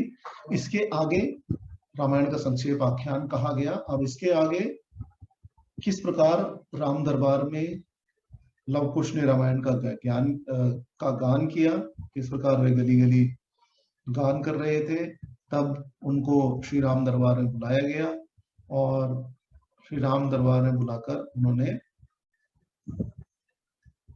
कहा गया है कि जब दोनों भाई अयोध्या के राजमार्ग में गाते गाते घूम रहे थे, तब रामचंद्र जी ने उन्हें देख लिया, उनको अपने दरबार में बुलाया और उनको बड़ा आदर देकर बैठाया। और तब समस्त भाइयों भरत, शत्रुघ्न, लक्ष्मण जी, माता सीता तथा सभी मंत्रियों के साथ वह दरबार में आसीन हुए और उन्होंने कहा कि तुम उन देवताओं के समान तेजस्वी भाइयों से एक अपूर्व आख्यान सुनो। और इस प्रकार उन्होंने लव कुश से रामायण का गान करने की इच्छा प्रकट की। और तब दोनों सुंदर भाई गीत गाने लगे और सभा में सभी बैठे हुए रामचंद्र जी सहित उनके गीत सुनने में आसक्त हो गए। अब यहाँ तक संक्षेप में संपूर्ण राम कथा आ जाती है। इसके बाद महाराज दशरथ जी का परिचय और अश्वमेध यज्ञ की तैयारी का वर्णन प्रारंभ होता है। मूल रामायण यहां से प्रारंभ होती है। अभी तक केवल नारद जी और वाल्मीकि जी के संवाद में यह बताया गया कि रामायण श्री वाल्मीकि जी ने कोई नई रामायण की रचना नहीं की थी। वाल्मीकि जी ने ब्रह्मा जी की आज्ञा से और नारद जी के सुनाए जाने पर, भगवान विष्णु द्वारा प्रेरित करने पर, नारद जी द्वारा सुनाए जाने पर संपूर्ण राम कथा संक्षेप में आख्यान के रूप में श्री वाल्मीकि जी को समझा दी थी। ब्रह्मा जी के वरदान से श्री वाल्मीकि जी को वह शक्ति प्राप्त हुई कि वह ध्यान निष्ठ होकर उनको सभी बातों का स्मरण हो गया, सभी बातों का ज्ञान हो गया। श्री राम के राम वनवास जाते हुए अथवा राम वनवास से पहले भी जो भी कुछ आचरण श्री राम ने किए, उन सब का ज्ञान वाल्मीकि जी को हो गया और वाल्मीकि जी ने गायत्री छंद में फिर इस संपूर्ण रामायण की रचना की। अब महाराज दशरथ का परिचय और अश्वमेध यज्ञ की तैयारी कि किस प्रकार महाराज दशरथ जी को इन 4 पुत्र रत्नों की प्राप्ति हुई और विष्णु भगवान अपने ही अर्धांश, चतुरांश और अष्टांश के रूप में पृथ्वी पर अवतरित हुए। इसकी कथा अब यहाँ से प्रारंभ होती है। सबसे पहले कौशल प्रदेश का वर्णन किया गया है, जिसमें कहा गया है कि कौशल नाम का एक प्रसिद्ध और बहुत बड़ा जनपद है जो सरयू नदी के तट पर बसा हुआ है। उस जनपद में अयोध्या नाम की नगरी है। उस पुरी को स्वयं महाराज मनु ने बनवाया था और बसाया था। मनु से लेकर अब तक वह पुरी उसी वंश के नरेशों के अधिकार में रही। राजा दशरथ ने अयोध्यापुरी को पहले की अपेक्षा विशेष रूप से बसाया था। उस अयोध्यापुरी में रहकर राजा दशरथ प्रजावर्ग का पालन करते थे। वह दूरदर्शी और महान तेजस्वी थे। अयोध्यापुरी में निवास करने वाले सभी मनुष्य प्रसन्न, धर्मात्मा, बहुश्रुत, निर्लोभ, सत्यवादी तथा अपने अपने धन से संतुष्ट रहने वाले थे। सभी के पास उत्कृष्ट वस्तुएं उपलब्ध थी तथा गाय, बैल, घोड़े, धन धान्य आदि की प्रचुरता थी। इस प्रकार से सभी प्रकार से वह अयोध्या नगरी सुरक्षित भी थी। 2 योजन भूमि ऐसी थी कि जहां पहुंचकर युद्ध करना किसी के लिए भी असंभव था। इसलिए वह पूरी अयोध्या इस सार्थक नाम से प्रसिद्ध हुई। अयोध्या जिसे जीता न जा सके, इसलिए वह अयोध्या कहलाई। महाराज दशरथ जी के 8 अमात्य थे, 8 मंत्री थे जो तत्व को जानने वाले और भारी चेष्टा देखकर मन के भाव को समझ जाते थे। उनके नाम थे दृष्टि, जयंत, विजय, सुराष्ट्र, राष्ट्रवर्धन, अकोप, धर्मपाल और सुमंत। वशिष्ठ और वामदेव राजा के पुरोहित थे। इसके अतिरिक्त सुयज्ञ, जवाली, काश्यप, गौतम, मार्कंडे और कात्यायन महाराज के मंत्री थे। अपने गुणों के कारण वह सभी मंत्री राजा के अनुग्रह पात्र थे तथा उन दोनों पुरोहितों की भांति उनका गुरुतुल्य समादरणीय स्थान था। विदेशों में सब लोग उन्हें जानते थे।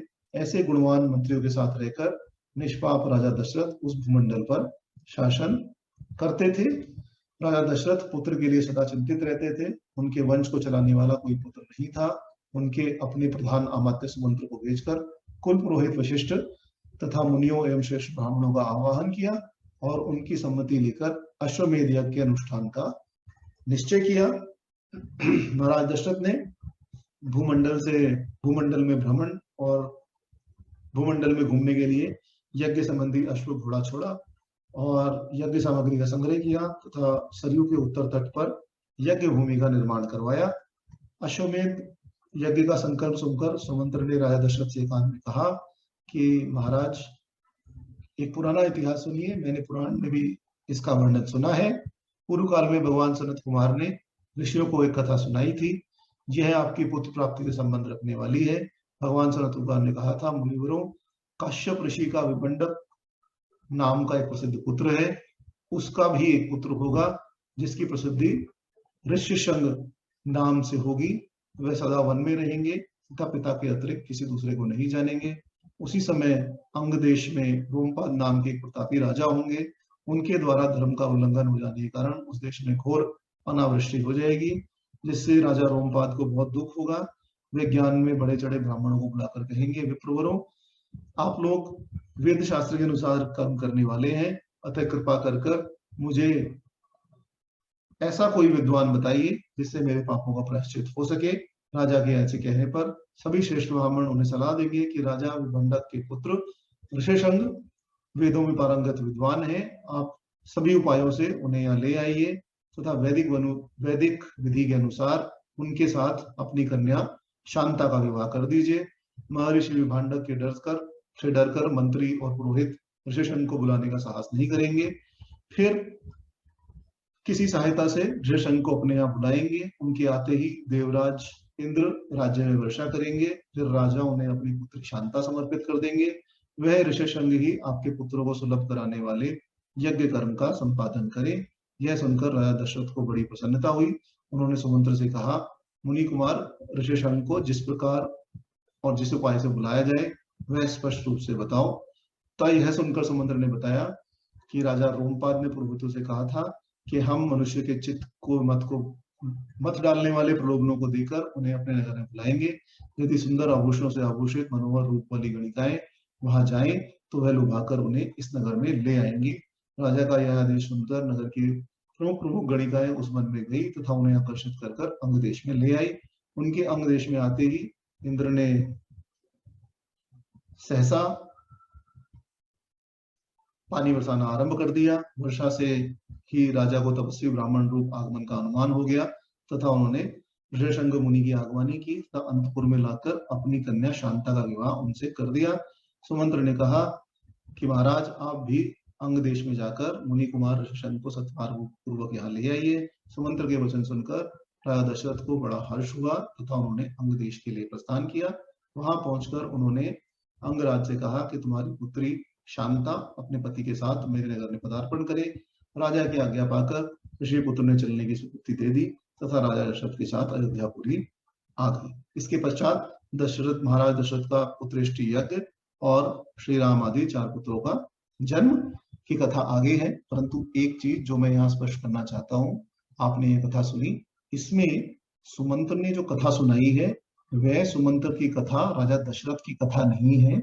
वह जो कथा है इसमें भगवान सनत कुमार ने ऋषियों को एक कथा सुनाई जो कि पुत्र प्राप्ति से संबंध रखने वाली है। और वहां उन्होंने विभंडक नाम के ऋषि के पुत्र ऋष्यशृंग का नाम दिया और आगे अंग देश के रोमपाद नामक राजा का भी विवरण दिया। रोमपाद राजा की कन्या थी शांता, जिसका विवाह रोमपाद के राजा ने ऋषि ऋष्यशृंग से कर दिया। कुछ लोग यहाँ अब जिस प्रकार से लिखा हुआ है, तो ये कथा सुनाते हुए उन्होंने कहा है कि वैदिक विधि के अनुसार उनसे अपनी कन्या शांता का विवाह कर दीजिए। तो ये कन्या शांता का विवाह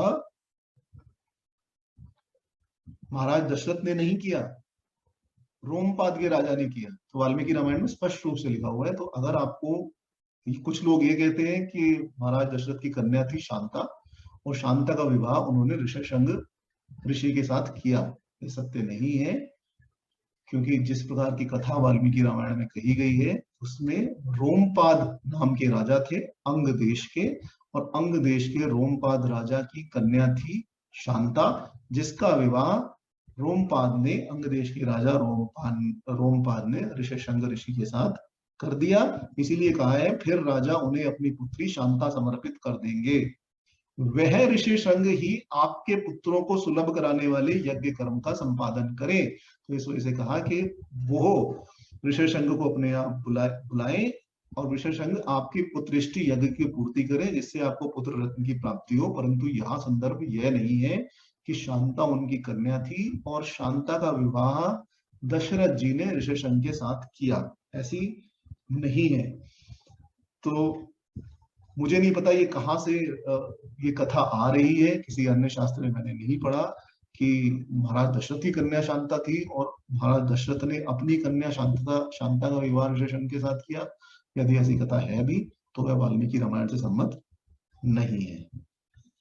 इसके पश्चात जब 1 वर्ष पूर्व होने पर यज्ञ का अश्व लौट आया तो मुनि ने शास्त्र विधि के अनुसार अश्वमेध यज्ञ का अनुष्ठान संपन्न किया। उसके बाद ऋष्यशृंग मुनि ने पुत्रेष्टि नामक यज्ञ का आयोजन किया। उस यज्ञ में अपना भाग लेने के लिए सभी देवता तथा विष्णु और ब्रह्मा जी भी उपस्थित हुए।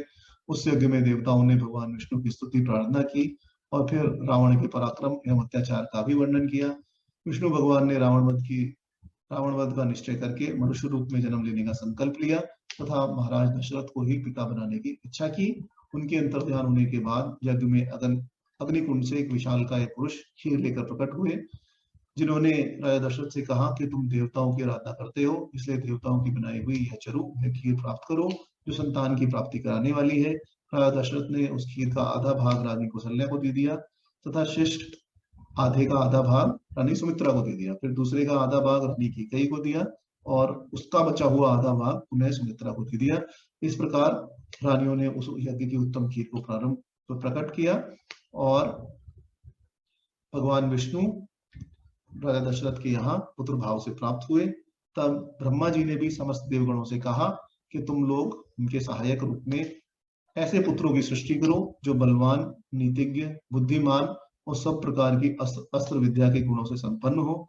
देवों ने उनकी आज्ञा स्वीकार करके वानर रूप में अनेकानेक पुत्र उत्पन्न किए। चैत्र के शुक्ल पक्ष की नवमी को पुनर्वसु नक्षत्र में एवं कर्क लगन में कौशल्या देवी ने दिव्य लक्षणों से युक्त श्री रामचंद्र जी को जन्म दिया। इसके पश्चात कैकेयी जी से भरत जी का जन्म हुआ। फिर सुमित्रा जी ने लक्ष्मण और शत्रुघ्न दोनों पुत्रों को जन्म दिया। बाल्यकाल से ही लक्ष्मण श्री राम के प्रति अनुराग रखते थे और लक्ष्मण के छोटे भाई शत्रुघ्न भरत जी को अधिक प्रिय मानते थे। इस प्रकार बाल्यकाल में लक्ष्मण जी श्री राम के साथ रहते थे तथा शत्रुघ्न जी भरत जी के साथ रहते थे। फिर चारों भाइयों की शास्त्र और शस्त्र की दीक्षा आरंभ की गई। चारों भाइयों की शास्त्र व शस्त्र की शिक्षा वशिष्ठ की देखरेख में योग्य शिक्षकों द्वारा प्रदान की जाने लगी। इसी बीच महामुनि विश्वामित्र राजा दशरथ से मिलने आए। विश्वामित्र महान तपस्वी एवं विख्यात ऋषि थे। उनके आगमन का समाचार सुनकर राजा दशरथ के मन में घबराहट हुई, परंतु उन्होंने महामुनि का यथा योग्य स्वागत किया। विश्वामित्र ने अपने आने का उद्देश्य बताते हुए कहा कि हम सिद्धि के लिए एक नियम का अनुष्ठान कर रहे हैं, परंतु मारुइच और सुबाहु नाम के राक्षस विघ्न डालते हैं। वह राक्षस बहुत मायावी है, इसलिए आप यज्ञ की रक्षा के लिए अपने ज्येष्ठ पुत्र राम को लक्ष्मण समेत मुझे दे दीजिए। विश्वामित्र के वचन सुनकर दशरथ कुछ समय के लिए अचेतन हो गए, संज्ञा शून्य हो गए, बेहोश हो गए और फिर कहा कि राम तो अभी पूरे 16 वर्ष के भी नहीं हुए हैं, मैं उनकी राक्षसों के साथ युद्ध करने की योग्यता नहीं देखता। आप कहें तो मैं आपके साथ अपनी समस्त सेना के साथ चलता हूँ और मैं समस्त सेना के साथ जाकर राक्षसों के साथ युद्ध करूंगा। बड़ी दीनता से राजा दशरथ ने कहा कि मैं अब वृद्ध हो गया हूँ, बड़ी ही कठिनाई से मुझे पुत्र की प्राप्ति हुई है, अतः आप राम को मत ले जाइए।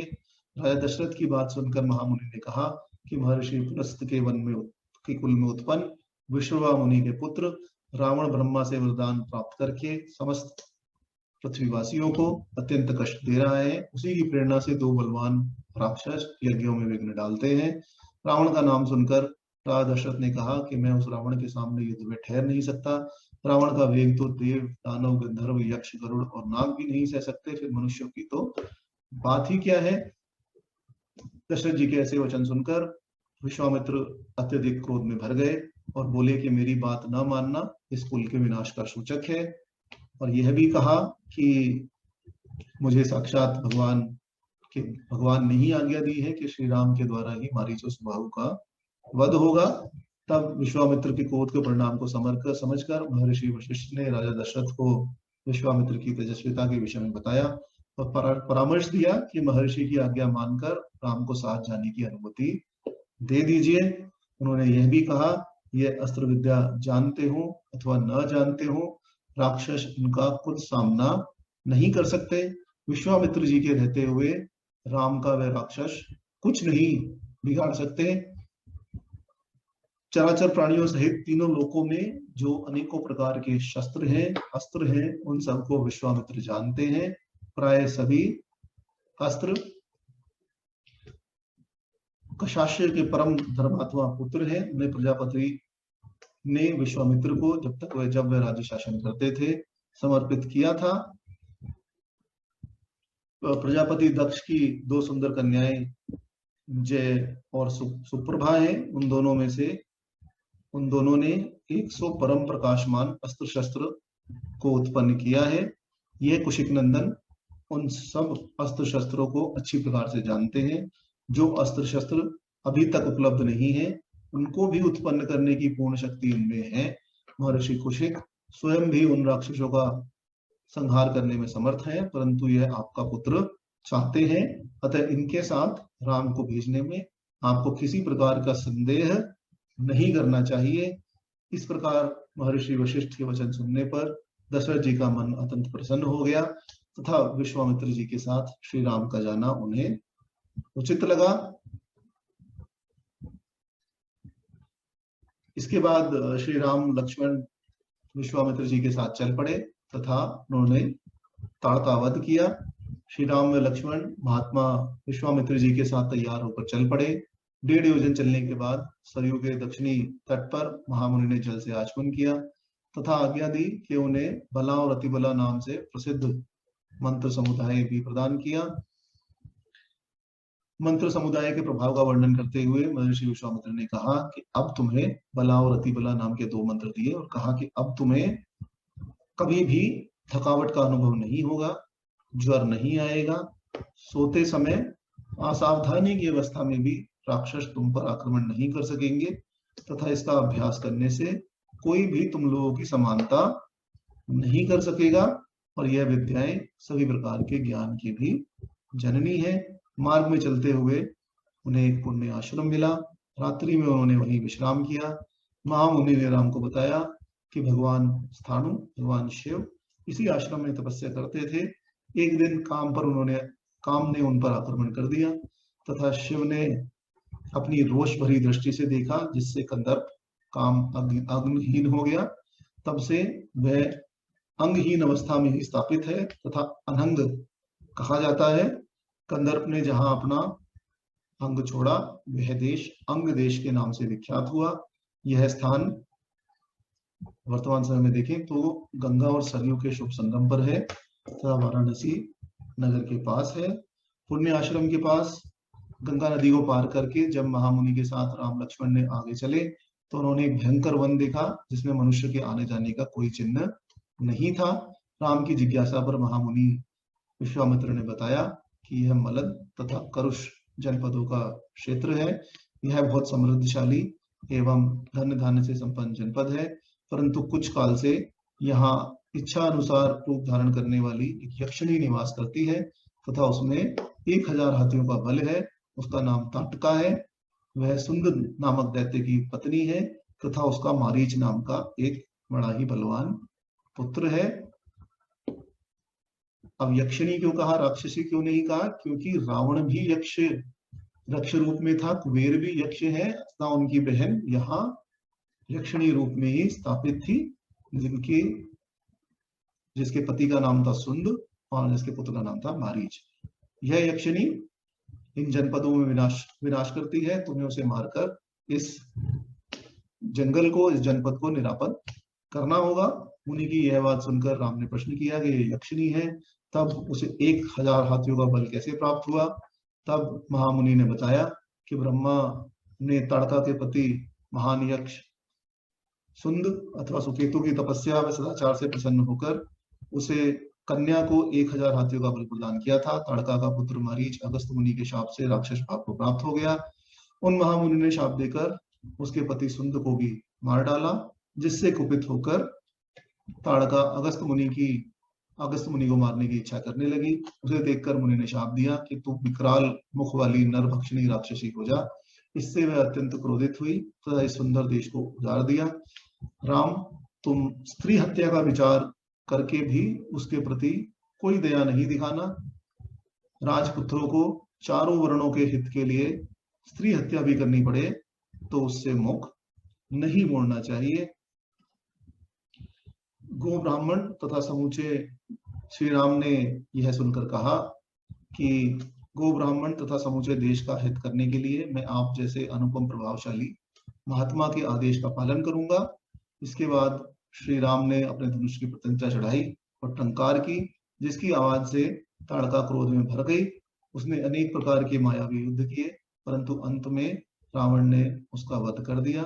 ताड़का वध से प्रसन्न होकर इंद्र आदि समस्त देवता आ गए तथा श्री राम पर अपना स्नेह प्रकट किया और कहा कि राजकुमार श्री राम के द्वारा देवताओं का महान कार्य संपन्न होने वाला है।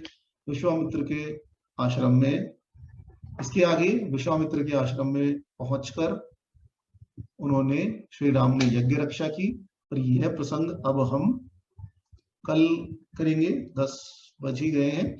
तो विश्वामित्र के आश्रम में यज्ञ रक्षा प्रसंग से हम अब आगे प्रारंभ करेंगे और फिर इस कथा का विधिवत अध्ययन श्रवण कल से हम प्रारंभ करेंगे। आज हमने महात्म्य भी देखा, किस प्रकार प्रेरणा मिली यह भी देखा, किस प्रकार श्री राम कौन है, श्री वाल्मीकि कौन थे, श्री राम का नारा लगाते हुए हम किनकी उपासना करते हैं, यह भी हमने देखा। अब इसके बाद कल से हम यहां से प्रारंभ करेंगे जब अब श्री राम ताटका वध कर चुके हैं और ताटका वध के बाद विश्वामित्र के आश्रम में पहुंचकर वह विश्वामित्र जी के यज्ञ की रक्षा करेंगे। इस प्रसंग से अब हम कल सुबह 8 बजे से प्रारंभ करेंगे। आज हम अब फिर शांति पाठ कर अपनी आज के पाठ की पूर्णता करते हैं। ओम द्यौ शांतिरंतरिक्षं शांति पृथ्वी शांतिराप शांतिरोषधय शांति वनस्पतयः शांति विश्वे देवा शांति ब्रह्मा शांति सर्वं शांति शांतिरेव शांति सामः शांतिरेधि। ओम शांति शांति शांति। वह शांति स्वरूप भगवान हमारे तथा समस्त विश्व के अधिभौतिक, अधिदैविक तथा आध्यात्मिक तीनों प्रकार के तापों और विघ्नों का सर्वथा अंत करें। आप सभी को प्रणाम। जय श्री राम। आपको अपने आप को अनम्यूट करना पड़ेगा क्योंकि इसमें कुछ ऐसी सेटिंग है कि सभी अनम्यूट अपने आप हो रहे हैं और मैं भी अनम्यूट नहीं कर सकता, तो आपको अपने आप को अनम्यूट करना पड़ेगा। जय श्री राम। जय श्री राम। जय श्री राम जी। जय श्री राम। जय श्री राम। नमस्ते। जय श्री राम। जय जी, नमस्कार।